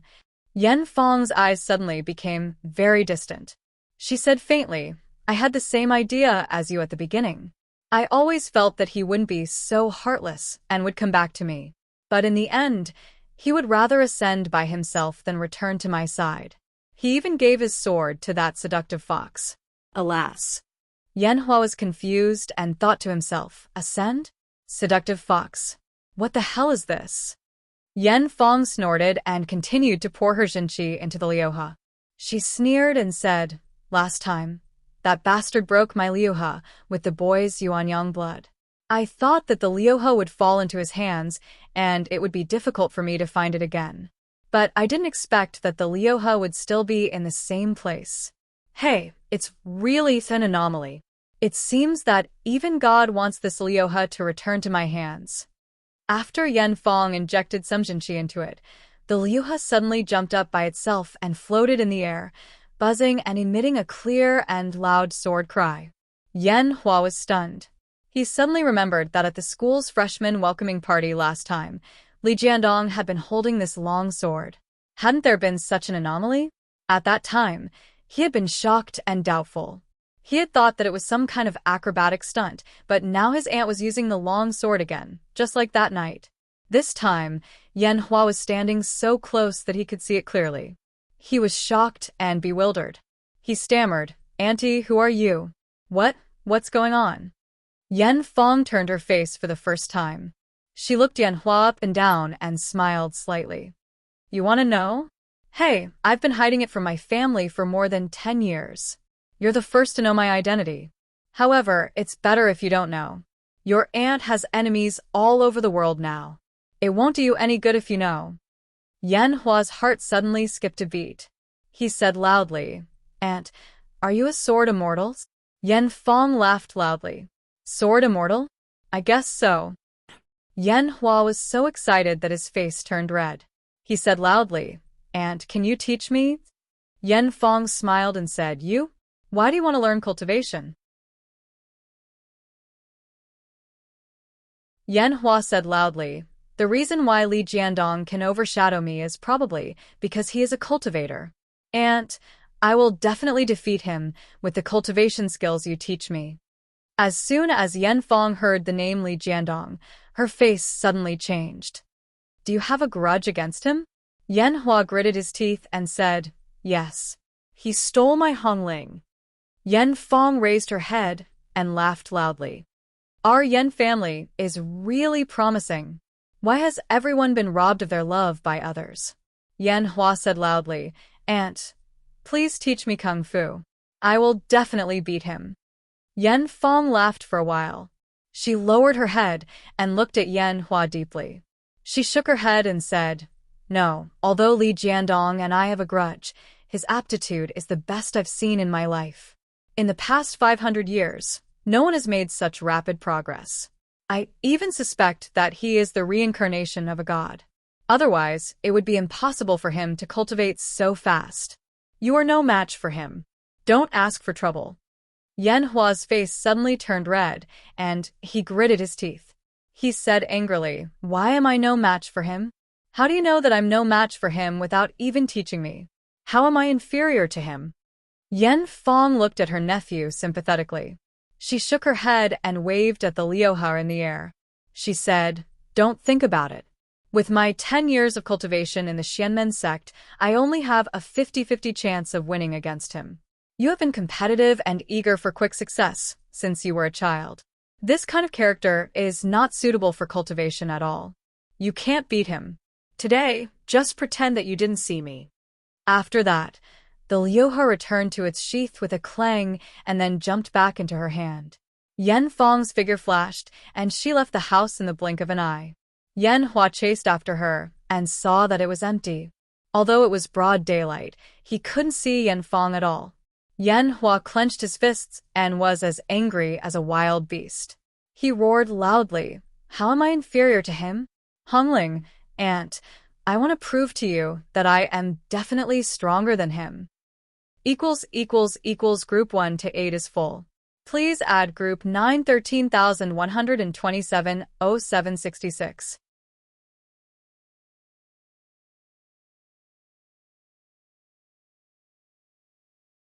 Chapter 360. Go to WatchNet. After school, Li Yundong's face was frighteningly dark along the way. Zhou Qin and Ron Hongling couldn't help covering their mouths and snickering when they thought of what had happened in the classroom. Su Chan was like a child who had done something wrong. She lowered her head, rubbed the corners of her clothes, and rubbed her toes against the ground, not saying a word. Although the little foxes also kept their mouths shut, their intelligent eyes glanced at Li Yundong and then at Su Chan, as if they were eager to see the world in chaos and were gloating. Go to WatchNet. When he finally entered the house, Li Yundong's face was as cold as a coffin. He shouted, "Zhou Qin, Hongling, do you have anything to do?" Well, he was asking them to leave. Zhou Qin was clever and quickly said, "I'm going to read." As she said this, she covered her mouth and ran into her room with a snicker. Wan Hongling rolled her eyes and said with a smile, "I'm going to find Sister Ziyuan." As soon as the two of them left, only the foxes of the younger generation of the Fox Zen school were left standing in the living room, staring at each other. Li Yundong opened his mouth and wanted to teach these little foxes a lesson, but he didn't know what to say. Li Yundong suddenly felt a little depressed. In his opinion, if any of these stinky girls could speak, Su Chan wouldn't have jumped up. But they didn't speak because he didn't want them to. Seeing Li Yundong's long face, the little foxes looked at each other and walked up to Li Yundong together. They said aggrievedly, "Leader, please punish us. Although we don't know what we did wrong, but it's our fault for making the sect leader unhappy." Li Yundong was even more depressed. "Oh, it turns out that you've taken advantage of me and still want to force me to abdicate." Li Yundong was so angry that he waved his hand and said impatiently, Go back to your rooms." The little foxes had been waiting uneasily for Li Yundong to teach them a lesson, but they didn't expect that Li Yundong would raise the boar high and drop it gently. They were immediately overjoyed and cheered, "Long live the leader! Long live the leader!" Li Yundong scolded, "Hurry up and go back. Don't you think you've caused enough trouble?" The little foxes were startled. They immediately covered their heads and fled like frightened birds and beasts. Su Chan, who was among them, rolled her eyes and turned to follow them. She turned around and took a step, her ears suddenly pricking up like a little fox who was extremely vigilant. Su Chan saw that Li Yundong didn't respond after she took a step, so she was delighted and took another step. There was still no response. Su Chan was overjoyed. Just as she was about to run away, she heard Li Yundong say, "Su Chan." The smile on Su Chan's face suddenly collapsed. She turned around, looking like a thief who had been caught red-handed. She moved resentfully to Li Yundong, lowered her head and mumbled, "What are you doing? I also have things to do." Seeing her like this, Li Yundong was so angry that he almost laughed. He said with a straight face, "Oh, what are you going to do?" Su Chan's eyes darted around. "I want to practice." Li Yundong laughed and asked, "Why are you practicing at this time?" "When Ziyuan comes back, we'll have dinner." Su Chan was quick-witted and quickly said, "I'm going to do housework." Li Yundong snorted and said, "Forget it. Do you want to tear this house down?" Su Chan was unwilling to give up and said again, "Sister Ziyuan will be back soon. I'll go cook." Li Yundong laughed and said, "You cook? What dishes can you cook? Don't tell me that you've forgotten the pain and how you messed up the kitchen last time." Su Chan pouted and said unhappily, "I can cook 4 dishes now." Li Yundong opened his mouth wide and looked surprised. "Oh? When did you learn to cook?" Su Chan snorted and said proudly, "I learned it secretly from Chao Yi Shibua. This is called knowing shame makes one brave." Li Yundong laughed and said, "Oh, this is rare. Chao Yi Shibua can also cook?" Su Chan looked as if she had caught Li Yundong by the tail. "You underestimate Shibua. I'll tell her." Li Yundong pretended to be angry and said, "How dare she snitch on me? Be ****, I'm her leader. Is there anyone who snitches on their superiors to their subordinates?" Su Chan snorted and said arrogantly, "Anyway, with your girl's cleverness and wit, I believe that it won't be long before a world-class chef appears in this world." Li Yundong laughed as if he had heard the funniest joke in the world. "Ha ha ha, I'm dying of laughter. My stomach is breaking. You're really blowing your own trumpet. How shameless." Su Chan stamped her feet and said angrily, "You're so annoying. I really know how to cook. If you don't believe me, I'll cook for you." Li Yundong didn't even think about it and flatly denied, "No. For the sake of the safety of the people of the world, you can't enter the kitchen." Su Chan threw herself into Li Yundong's arms and said coquettishly, "No, let me cook. I really know how to cook." Li Yundong still refused to let go. "No. Learn from the mistakes of the past. Do you want to move now that you've just found a house?" Seeing that she couldn't persuade him for a long time, Su Chan couldn't help but say with tears in her eyes, "You don't like me anymore. You despise me. You don't believe me anymore." Li Yundong suddenly felt a headache coming on and his heart softened. He thought for a moment and resolutely gritted his teeth and said, "Okay, go ahead. At worst, I'll just move to another house." At first, Su Chan laughed through her tears, but when she heard Li Yundong's last sentence, she immediately said angrily, "You're so annoying. I really know how to cook." Li Yundong said with a strange expression, "It's really strange. When did you learn how to cook?" "Why haven't I seen you learn from Chao Yi?" Su Chan said with a smile. "I secretly asked her to learn a few nights ago." Li Yundong smiled and said, "Then show me your skills. I promise I'll surprise you." Su Chan looked proud, as if she had already cooked a table of Manchu-Han imperial feast. She rolled up her sleeves and went into the kitchen. She turned around and saw Li Yundong following her like a shadow. Su Chan immediately said, "Why are you following me?" Li Yundong shook his head and said, "I'm worried about you, so I followed you to have a look." Su Chan stamped her feet and said, "You're so annoying. I can't do it with you around." Li Yundong couldn't help laughing. "You said the same thing last time, but in the end, you blew up the kitchen." Su Chan was ashamed and annoyed. "That was a long time ago. It won't happen this time. I already know how to use this stove." Li Yundong smiled and said, "This is called a gas stove, idiot. You use one for me to see. I'll be relieved when I see that you know how to use it." Su Chan turned on the gas stove with a snap, turned it up and down, and finally turned it off. She said angrily, "Are you relieved now? I said I know how to use it." Li Yundong thought for a moment and still said worriedly, "Hey, do you know where the oil, salt, sauce, and vinegar are?" Su Chan said, "Oh, I know. Don't worry. I'm not a child anymore." As she said this, she pushed Li Yundong out. Li Yundong was surprised and laughed at the same time. "Hey, last time you pushed me out like this and blew up the kitchen." Su Chan stamped her feet and said, "If I blow up the kitchen again, I won't live." Li Yundong was shocked. He covered her mouth and pretended to be angry. "What nonsense are you talking about? I'm still waiting for you to catch up with me in cultivation, little girl, so that I can fly with you. It doesn't matter if it blows up as long as you're fine." Su Chan's cheeks turned red. Her heart was filled with sweetness, and a sweet smile seemed to seep out of her heart. She smiled and said, "Don't worry. Just wait for the delicious food." As she said this, she turned and went into the kitchen, not forgetting to close the door. Li Yundong couldn't help laughing and shook his head. But after a while, he opened the door a crack and sneaked his head into the kitchen. Unexpectedly, Su Chan seemed to know what he was doing. She looked at him and said angrily, "You're just worried about me." Li Yundong smiled apologetically. "Not at all. I just want to ask Chef Su, which 4 dishes are you cooking? Tell me so that I can also learn." Su Chan walked to the door, slammed it shut, and said angrily, "I won't tell you." Li Yundong shook his head secretly. He returned to the living room helplessly, wondering what kind of dishes this girl would cook.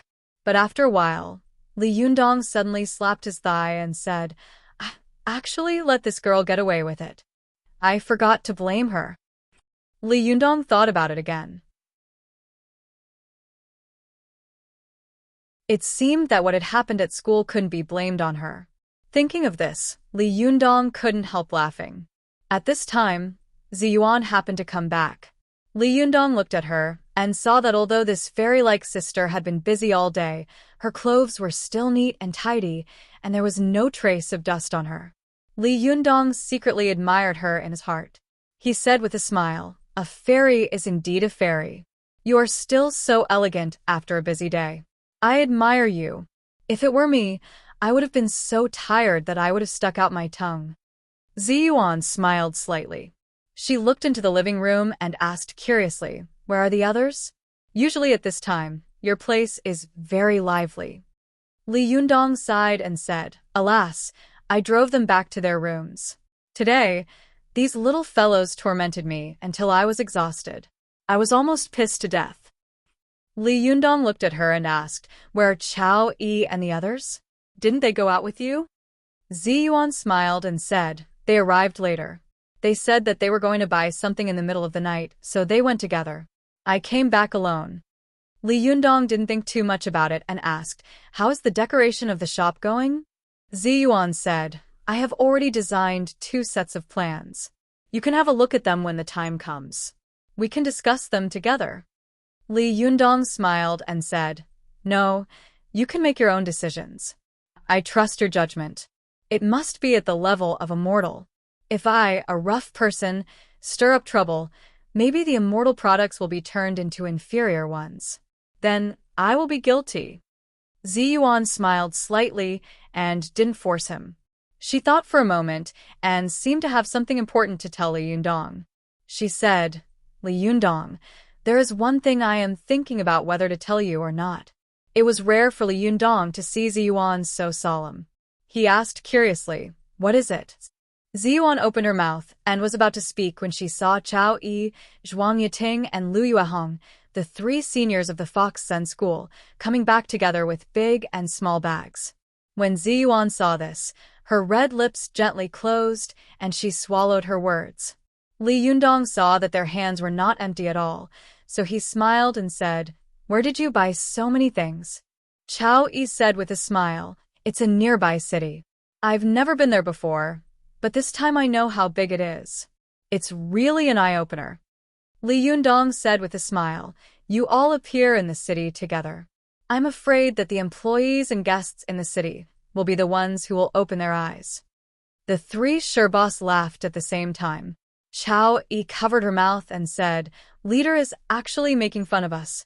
Li Yundong smiled and said, "By the way, Chao Yi Sherbo, I heard that you taught Su Chan how to cook." Chao Yi was stunned, but she soon smiled and said, "Yes." Hearing this, Li Yundong smiled and said, "When did this happen?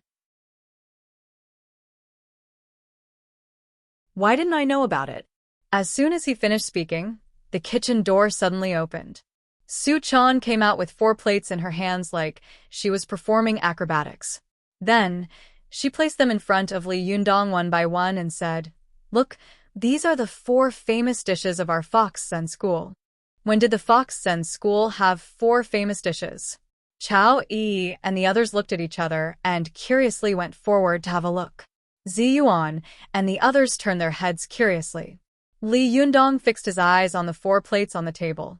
The first was egg fried rice, the second was a plate of egg fried rice, the third was a plate of rice, and the fourth was a plate of eggs. Li Yundong said with a strange expression, What are these 4 dishes?" Suchan proudly pointed at the plates and introduced them one by one. This is egg fried rice, this is rice fried eggs, this is rice fried rice, and this is egg fried eggs. From today onwards, these will be the 4 famous dishes of our Fox Zen school. As soon as she finished speaking, Chao Yi and the others burst out laughing. Li Yundong took a deep breath and looked defeated. He pressed his throbbing temples and squeezed out a smile. Well, the 4 famous dishes really look, smell, and taste good. Seeing this, Ziyuan couldn't help but smile. She glanced around and saw that Wan Hongling was standing not far away and winking at her. Ziyuan calmly said to Li Yundong, "I have something to do first." Li Yundong was still thinking about the 4 plates of rice that looked, smelled, and looked good, so he didn't pay attention. After Ziyuan and Wan Hongling went to their room, Wan Hongling mysteriously closed the door and said softly, "Sister Ziyuan, I've thought of a good way to find second Sherbois."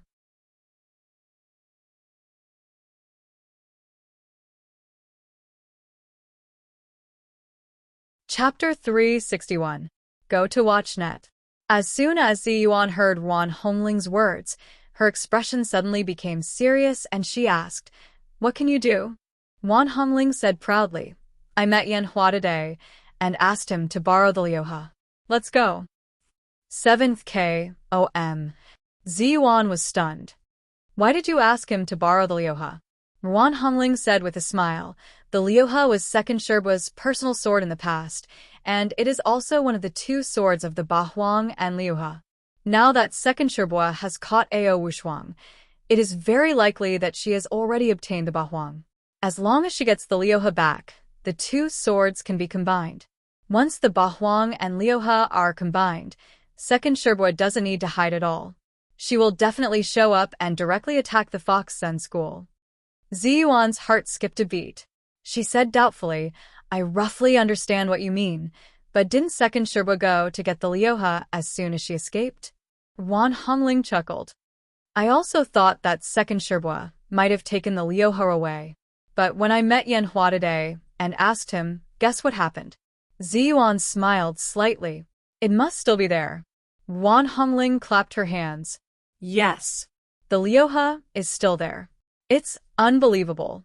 We were so busy with all kinds of things that we didn't think of looking for the Liuha as soon as possible. But second Sherbo didn't take it either. Sister Ziyuan, don't you think it's strange?" There was a thoughtful look on Ziyuan's face. She said, "It's indeed strange. Logically speaking, second Sherbo should have gone to get the Liuha as soon as possible. With her cultivation, once she gets the Liuha, it will be like adding wings to a tiger. But why hasn't she taken so long to get it?" Speaking of this, Ziyuan suddenly said, "Don't delay it anymore. Go to Yan Hua's house and get it now. No matter what, you have to get the Liuha first." Wan Hongling responded, turned around, and went out the door. Ziyuan sat alone by the bed, frowning slightly, and lowered her head in thought. About half an hour later, Wan Hongling rushed back angrily.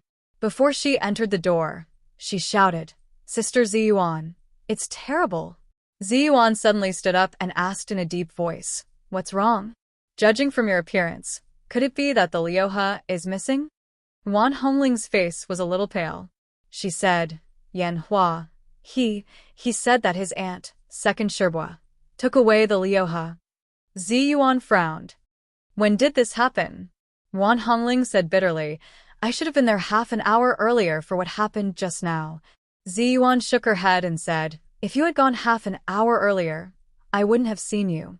In second Sherbo's current state, she would never show mercy to anyone who tried to stop her from taking revenge on the Fox Zen school.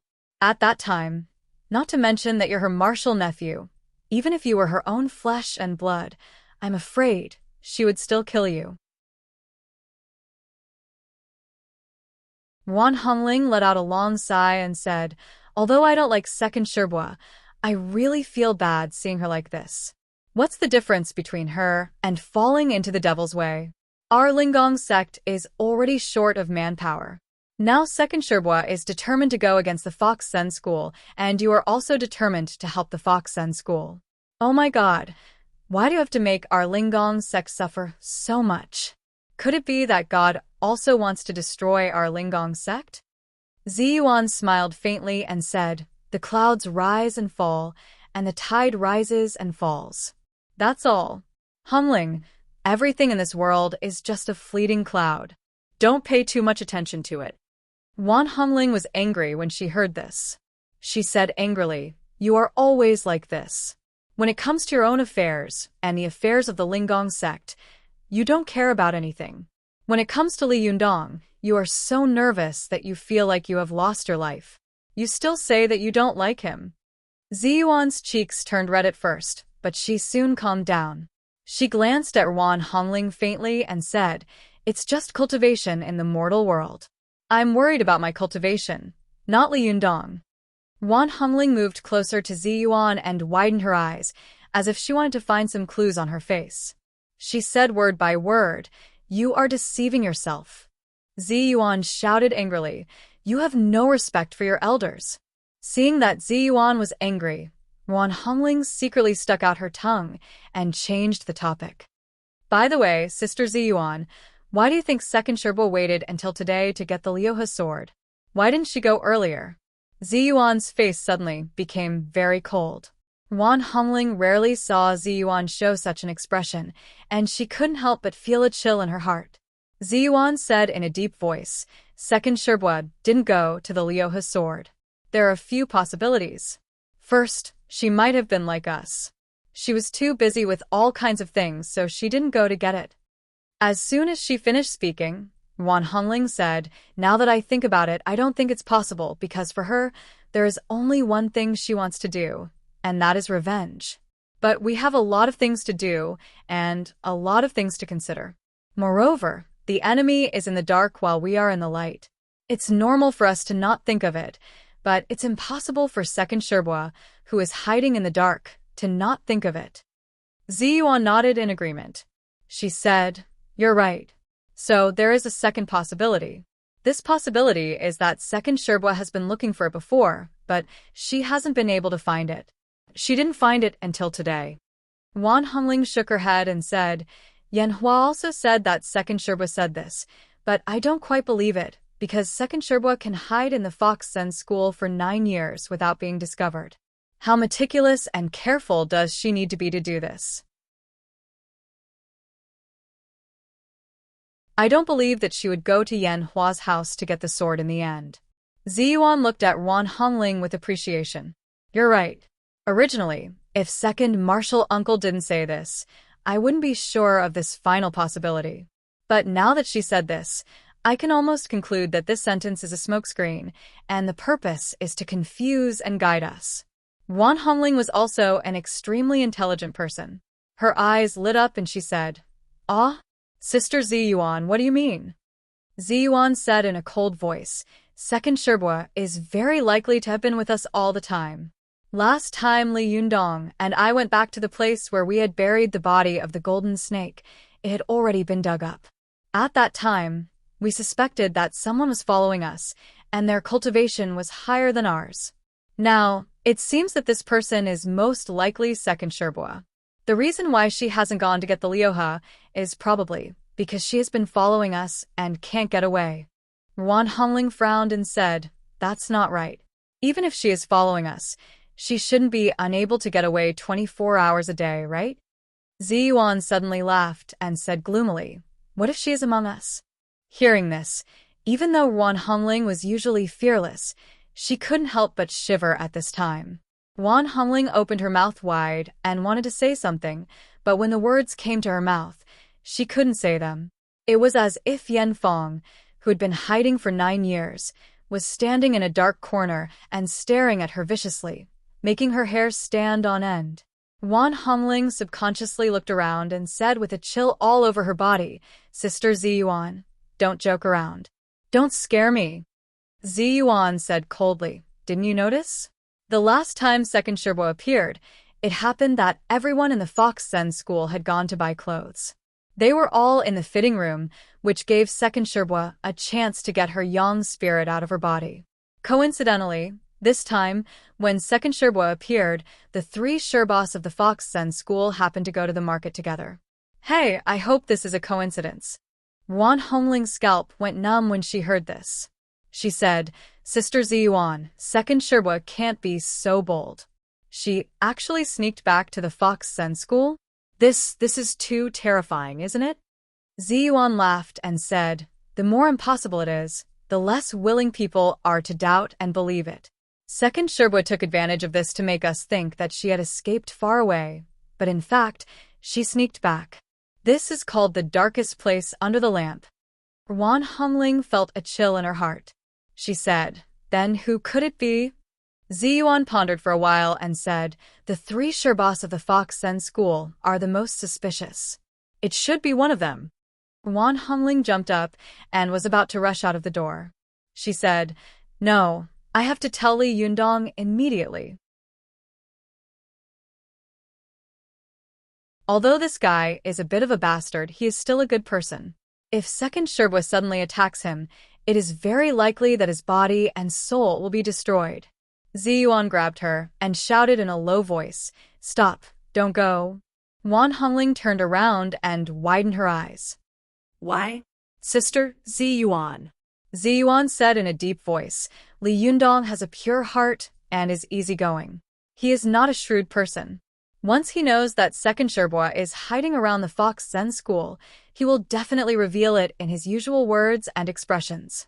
With second Sherbua's sensitivity, she will definitely notice it immediately and escape without hesitation. At that time, it will be really difficult for us to find her again." Yuan Hongling said anxiously, "But aren't you afraid that something will happen to Li Yundong? Aren't you the most worried about him?" Ziyuan looked at her strangely. "It seems that you are the one who is more anxious now, aren't you?" Yuan Hongling stamped her feet and said, "I'm really not worried, but the eunuch is. Good intentions are treated as ill intentions." Ziyuan smiled slightly, and there was a hint of appreciation in her eyes. She said, "Don't worry. I used words to provoke Li Yundong before. As a result, the next day, I saw black qi in his left nose and red qi in his right nose.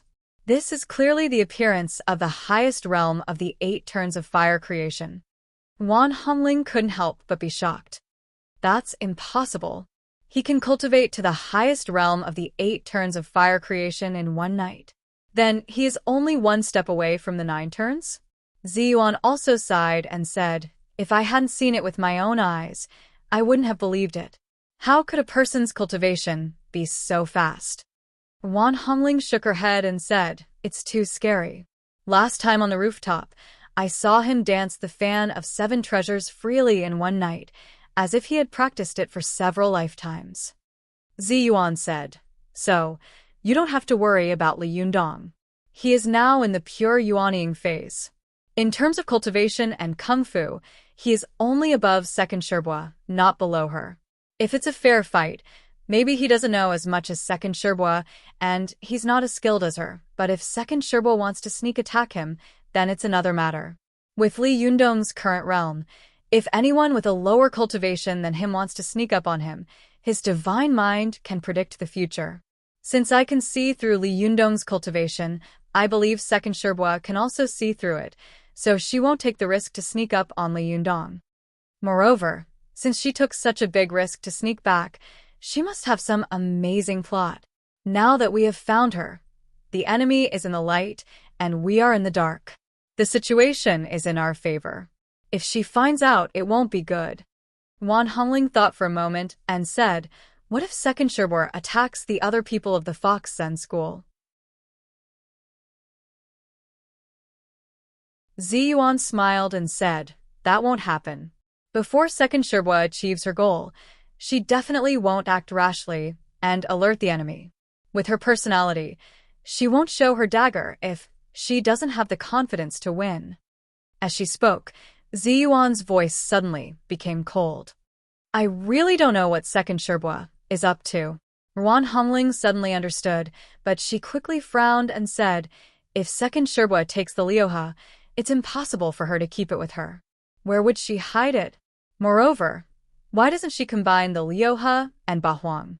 With the Bahuang and Liuhe in hand, who in the world will she be afraid of?" Ziyuan smiled and said, "I also thought of this before, but you have to know that Ao Wushuang was sealed in the Emperor's clock by Second Shirbua. Do you know what kind of powerful magical weapon it is? Wan Hongling nodded and said, "Of course I know. This is a powerful magical weapon of Yi fashion of the Tang dynasty. It can seal any master below the immortal level, including Jinshin and Thunder Retribution masters." Ziyuan nodded and said, "Yes, the Emperor's clock is very domineering, but it also has one of its biggest shortcomings, that is, once it is sealed, it is difficult to release it again. Therefore, although Ao Wushuang was sealed by Second Shirbua, in fact, Ao Wushuang has become the safest person in the world, because Second Shirbua can't break the Emperor's clock to release Ao Wushuang, and she can't get the Bahuang sword beside Ao Wushuang." Wan Hongling sighed and said, "This is called being too clever and making a fool of yourself." So, what should we do now? Now the Zhengyi school is aggressive, and Second Shirbua is lurking around us. We have just started our business, and our livelihood is a problem. There are so many problems. What should we do? Ziyuan said lightly, "If he is strong, let him be strong. If he is tyrannical, let him be tyrannical. If he is tyrannical, let him be tyrannical. We just need to wait and see who will show their foxtail in the end." In the end, Ziyuan suddenly sighed and said, "I hope our guess is wrong. Otherwise, the grudge between Second Shirbua and the Fox Zen School will really be impossible to resolve." When Ziyuan mentioned the grudge between Yen Fong and the Fox Zen School, Wan Hongling suddenly sighed and said faintly, "Sister Ziyuan, when the time comes, if Second Shirbua really wants to fight to the death with Li Yundong, which side will you help?"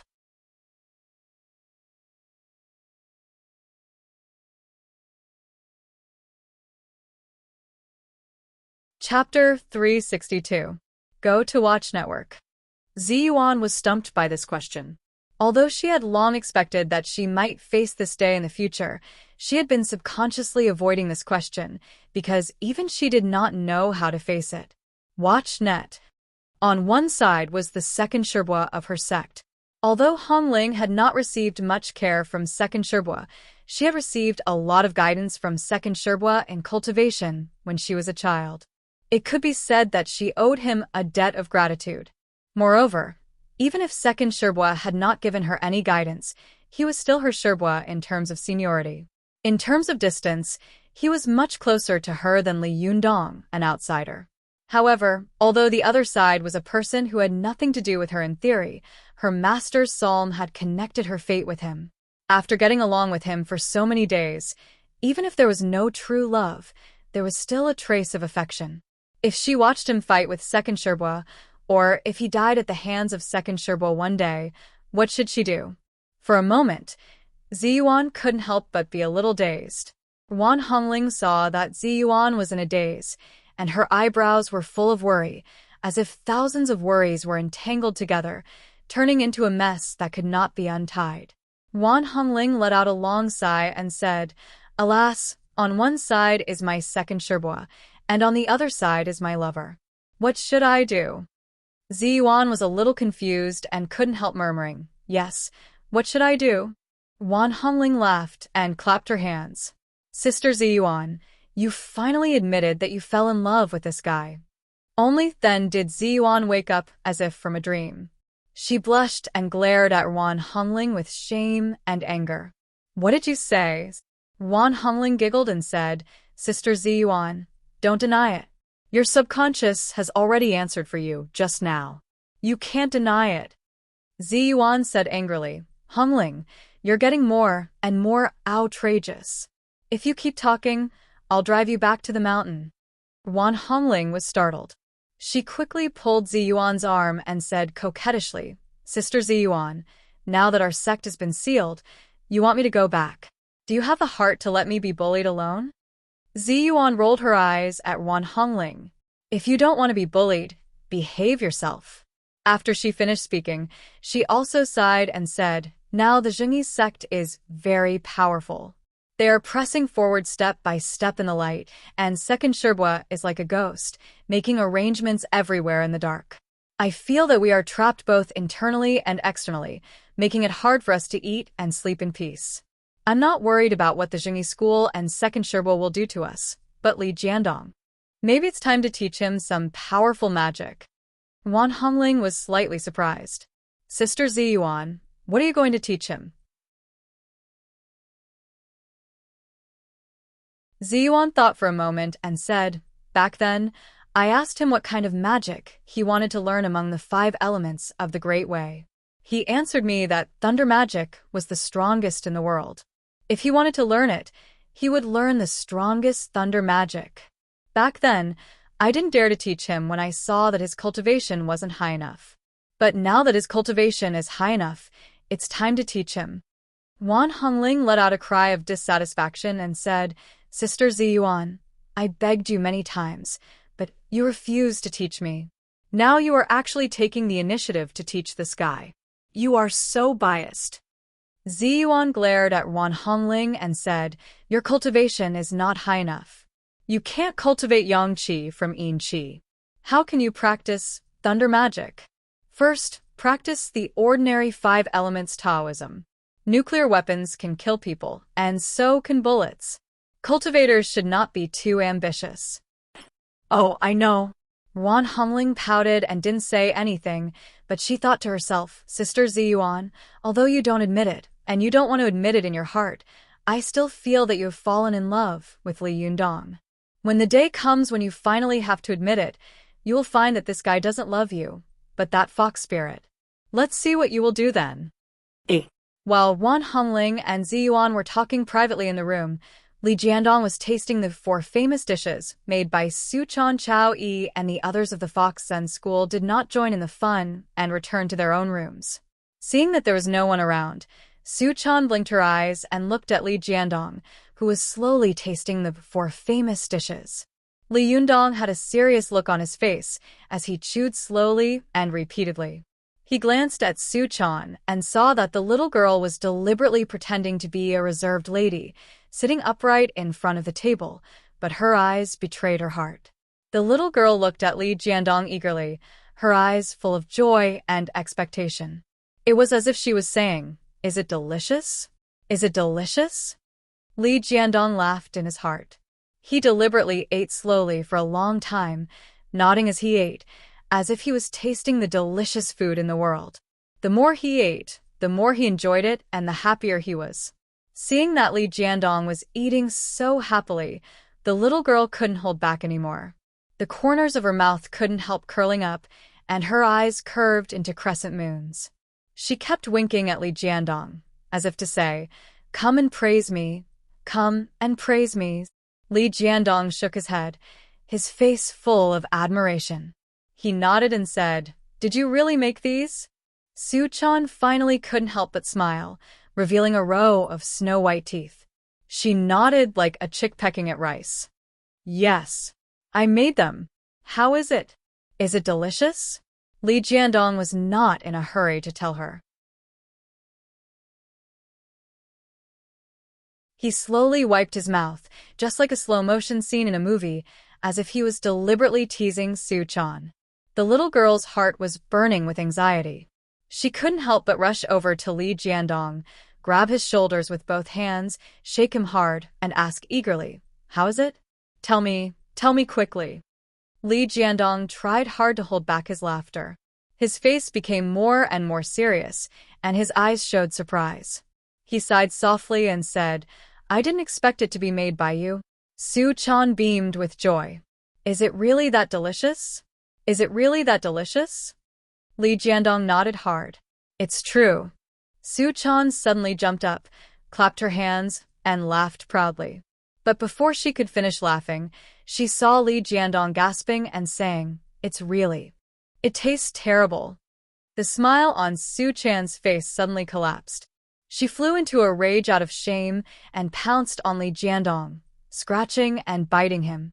How dare you lie to me? Li Yundong burst out laughing. He held Su Chan in his arms, pinched her cheek lovingly, and said with a smile, You put too much salt in it. We cultivators should eat light food. Do you want to break my cultivation by putting so much salt? Su Chan burst into laughter and said, Is it so easy to break the cultivation of a dignified leader? Li Yundong said to Su Chan with a smirk, With you here, My cultivation will be broken by you easily, won't it? Su Chan's cheeks turned slightly red. She giggled and said proudly, "It turns out that the nemesis of the famous Shinran Li is me. Humph, let's see if you dare to bully me again. Be careful, or I'll break your cultivation." Li Jiandong put his arms around Su Chan's slim waist, pinched the tip of her nose, and said with a low, evil smile, "You little fox spirit, if you want to break my cultivation, I'll break your body first." Su Chan immediately jumped up and ran away with a startled smile. She ran to her door like a little rabbit, then poked her head out and looked at Li Jiandong timidly. Then she giggled and said, "Big bad guy, you just want to do bad things."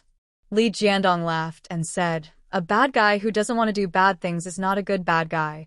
Su Chan giggled, made a face at Li Jiandong, and then hid in the room. In the evening, everyone in the Fox Zen school began to cultivate. After reading hard for a while, Zhou Qin also fell asleep. Li Jiandong was still cultivating in his spirit space. After an unknown period of time, he suddenly heard a faint voice calling his name slowly and softly. Li Jiandong's heart skipped a beat. Soon, his yang spirit came out of his body, and he came to the roof outside the room. He saw that Zi Yuan had also come out of her body. She was dressed in white and was looking at him. Although there was a smile on her face, there was a very complicated look in her eyes. Li Jiandong smiled and said, "Are you calling me?" Zi Yuan nodded slightly. "Yes." Li Jiandong felt strange in his heart. "If you have something to do, you can come to me directly. Why did you call me by using your yang spirit?" Zi Yuan smiled faintly and said, "Because if I look for you directly, I will definitely alarm others. Today, I will give you the last lesson. This lesson is about the secret method of our Jingyi school that is not taught to outsiders. As the saying goes, the law cannot be spread to 6 ears. Only when you are in the state of yang spirit can you float in the air without consuming too much spiritual energy and jinqi. No one can hide in the air, so naturally no one can hear what we say." Li Jiandong's expression turned serious. "Why are you leaving? Why do you say it's the last lesson?" Zi Yuan laughed and said, "You think too much. The reason why I said it's the last lesson is that your cultivation has surpassed mine. The only thing I can teach you is some small Taoist magic. Once you learn these, I will have nothing else to teach you. From now on, you'll be able to defeat me in every aspect. The next time we fight, you'll really have to go easy on me." Hearing this, Li Yundong sighed in his heart. He respectfully cupped his hands and saluted Zi Yuan. "Zhenren Zi Yuan, you taught me the kung fu of cultivation and led me into the world of cultivation. Half of my Shintong kung fu was taught by you. In my heart, I regard you as my teacher and friend. I, Li Jiandong, dare to be disrespectful to everyone in the world, but I don't dare to be disrespectful to you in the slightest, let alone attack you." Zi Yuan was originally beautiful. At this time, standing under the bright moonlight, her hair was even more misty, and her figure was as ethereal as a fairy. When she smiled slightly, it seemed that the surroundings had brightened up. Zi Yuan said softly, "You don't have to be like this. This is your good fortune, and also my cultivation. After you learn the Taoist magic, if you can punish evil, promote good, and promote righteousness, it will also be a blessing for our cultivation world, and also a blessing for our generation." Li Jiandong respectfully bowed again and said, "I will definitely remember your words, but I wonder what kind of Taoist magic you are going to teach me today." Zi Yuan said word by word in an extremely solemn tone, "Today, I will teach you the 5 Thunders' righteous magic."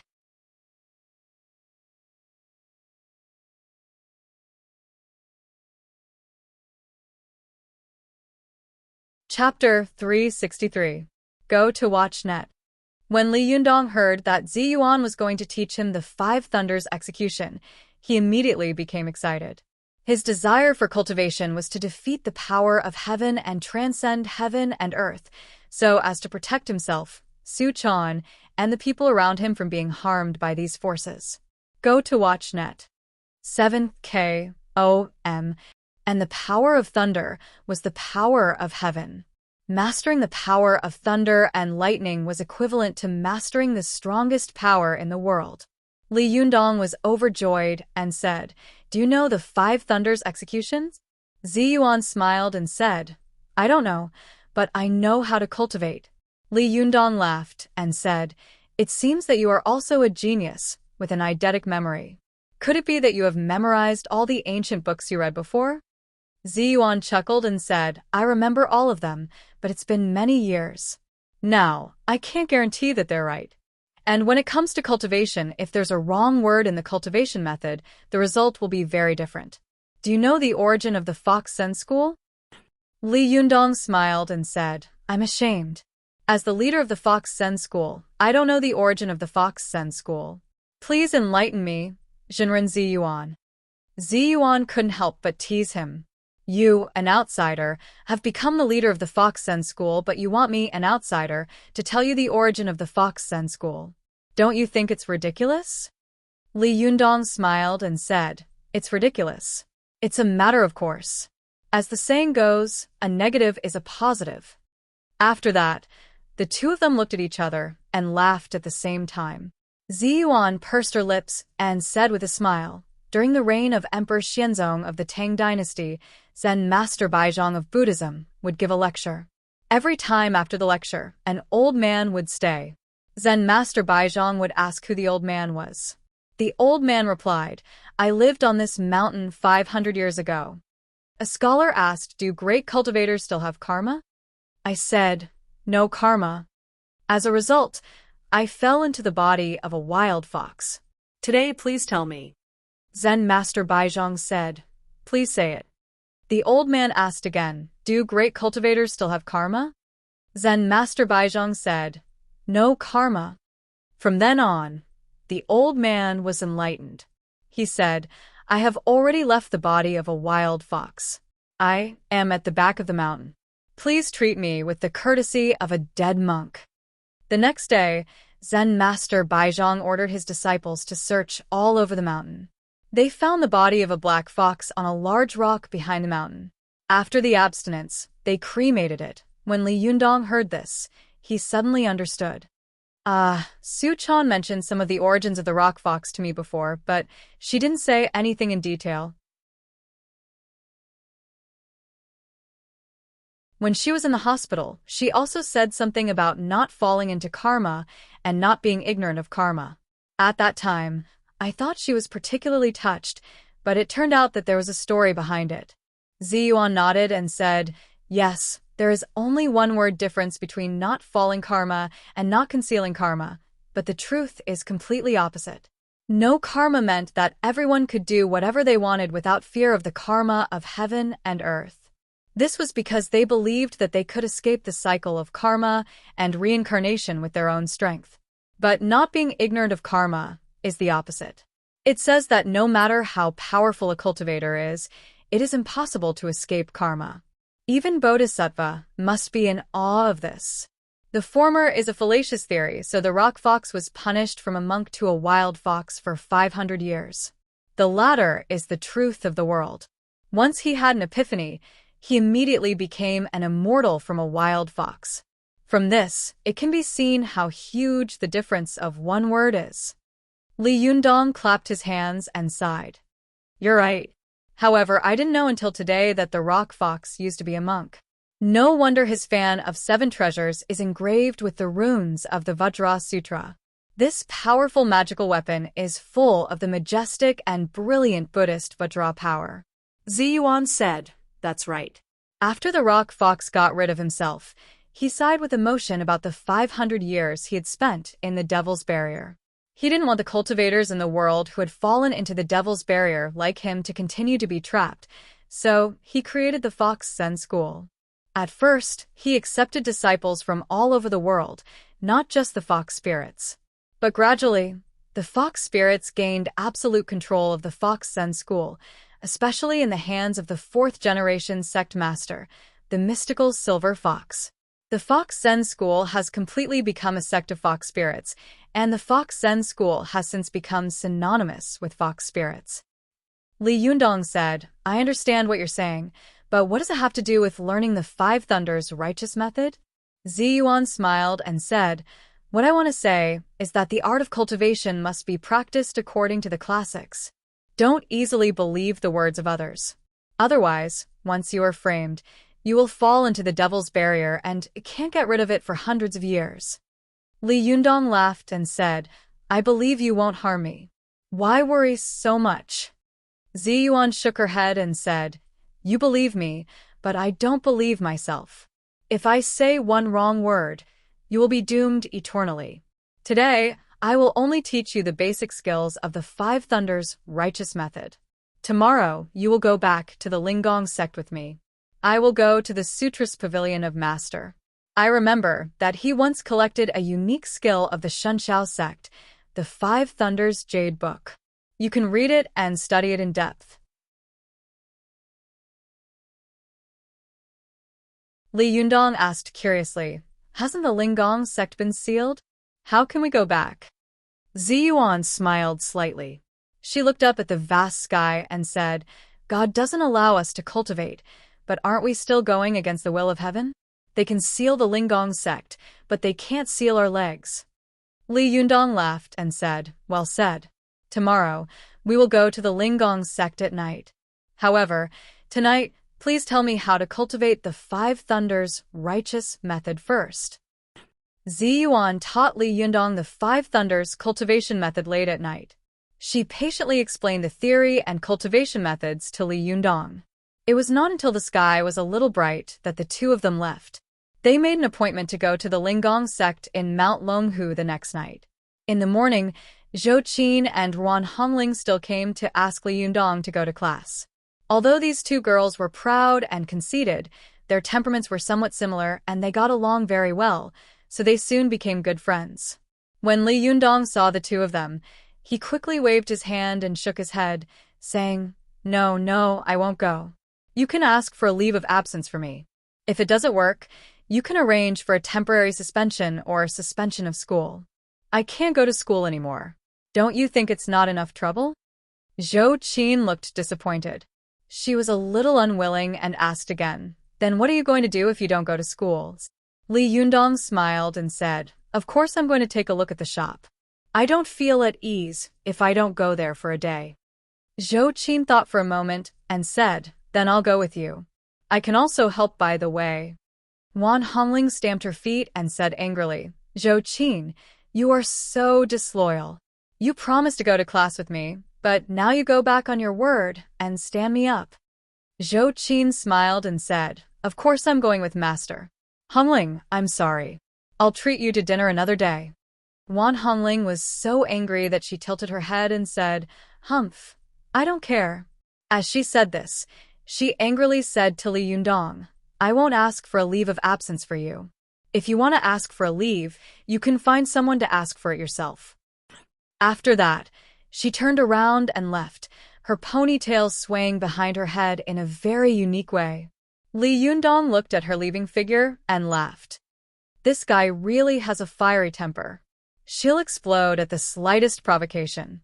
As he said this, he looked up at Zhou Qin and said, It's good if you come with me today. We can discuss the renovation.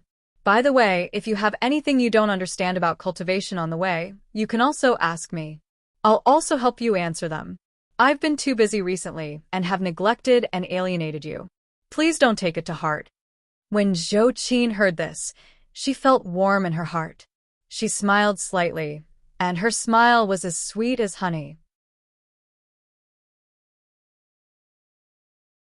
She whispered, As long as I'm by your side, even if you don't talk to me all the time and ignore me all the time, I don't care. When Li Yundong saw her smile, which was like 100 flowers blooming at the same time, his heart suddenly thumped. He quickly withdrew his gaze and didn't dare to answer her again. Li Yundong coughed dryly and changed the topic. Then let's go out now. By the way, call Ziyuan. Seeing that Li Yundong didn't reply to her, Zhou Qin's eyes flickered, and she didn't force him. She responded softly, but just as she was about to turn around and leave, she asked again, By the way, do you want to call Su Chan? Li Yundong was about to speak, But suddenly, he felt the sound of footsteps approaching gently. His heart skipped a beat, and a smile appeared on the corner of his mouth. He deliberately said loudly, "No, this girl only knows how to cause me trouble. If I call her, maybe she will cause me some trouble again." As soon as he finished speaking, he saw Su-chan jump out of the door with her hands on her hips. She said unhappily, "Well, as soon as I came, I heard you talking bad about me behind my back. You're so annoying. How did I cause you any trouble? You obviously despise me." After that, she covered her face with her hands and burst into tears. Seeing that the little girl was crying, Li Yundong hurried forward, but when he took a closer look, he saw that although the little girl was covering her face with her hands, a pair of eyes peeking out from between her fingers were rolling around, looking at him slyly. As soon as the little girl's crafty and quick-witted eyes saw him, she immediately dodged in panic. Then, she closed her fingers again and clenched them tightly. She cried loudly, but after crying for a while, it was all thunder and no rain. Now Li Yundong understood that the little girl was acting coquettishly in front of him. Li Yundong held back his laughter and put on a look as if he wanted to watch the show. He looked at the little girl with interest, but didn't come for her. Seeing that Li Yundong wasn't moving, she couldn't help but sneak a peek at him through the gaps between her fingers. This time, she saw that Li Yundong was watching a good show. Su-chan immediately became unhappy. She put down her hand, pouted, and stomped her feet. "Why didn't you come and talk me out of it?" she said. "Why didn't you come and persuade me?" Li Yundong couldn't help laughing. "Persuade you about what?" Su-chan pouted and said with a resentful face, "You only know how to bully me. You're so annoying." As she said this, she looked at Zhou Qin, took her hand, and said coquettishly, "Sister Zhou Qin, look, this person is so annoying. Not only did he talk behind my back, but he also deliberately angered me." Zhou Qin saw that Su-chan was charming and cute. Although she was sometimes jealous of her, she couldn't hate her in her heart. She smiled and said, "Master, he's just playing with you." Su-chan made a face at Li Yundong, then put on a posture of continuing to act coquettishly and threatened, "Will you take me out or not?" Seeing her posture, Li Yundong had no choice but to raise his hands high and say with a smile, "How dare I not? Come on, Empress Dowager. I'll take you out of the palace." Su-chan immediately beamed with joy. She ran over to Li Yundong, put on a show, and then said in a drawling voice, "Let's go." Li Yundong quickly got into the mood. With a wretched and humble look, he carefully held Su-chan's white wrist and then led her out of the room. Because Li Yundong lived on the second floor, the little foxes downstairs had long heard the noise of them making. As soon as they went out, Li Yundong found that the little foxes were craning their heads downstairs and staring at him. Li Yundong suddenly sucked in a breath of cold air. He thought to himself, "Oh my God, with so many pairs of eyes looking at me, it's okay if I don't have a strong husband, but I still need the prestige of the leader. If these little foxes also make trouble, how can I live?" Li Yundong immediately had an idea. He nodded and bowed to Su-chan, who was beside him, and said, "Empress Dowager, please close your eyes. I'll take you to a good place." Su-chan didn't doubt him. She closed her eyes and said with a smile, "Little Li, where are you taking me?" When Li Yundong heard this, he was immediately amused. He thought to himself, "Oh, little girl, you're really taking advantage of me." Li Yundong tried hard to hold back his laughter and said, "Empress Dowager, don't worry. I'll take you out of the palace now." As he said this, he turned around and took Su-chan into the bathroom. Then, he quickly turned around and ran out, locking the door behind him. Only then did Su-chan come to her senses. She opened her eyes, rushed to the door, and said in surprise, "Why did you lock me in?" Li Yundong laughed and said, "Aren't you going to go to the palace? I'm taking you to the palace, aren't I?" Only then did Su-chan realize that she had been tricked by Li Yundong. She stamped her feet and shouted, "You're so annoying. I'm not going to the palace. I'm going out of the palace." At this time, The little foxes downstairs were all laughing so hard that they looked like gourds covering their mouths. Li Yundong stood on the stairs and glared at them. "You're still laughing. Do you also want to go to the palace? Shall I send you all out later?" The little foxes quickly jumped up one by one and ran into their rooms while giggling. Li Yundong turned his head and looked at Zhou Qin. He saw that the girl, who was usually serious, was laughing so hard that she was bending over. He quickly winked at her and said, "Idiot, why are you still standing there? If you don't run now, when will you?" You're tuning in to the Biyao's Wuxia Chronicles YouTube channel. Don't forget to subscribe and join us on this journey to catch the most captivating stories.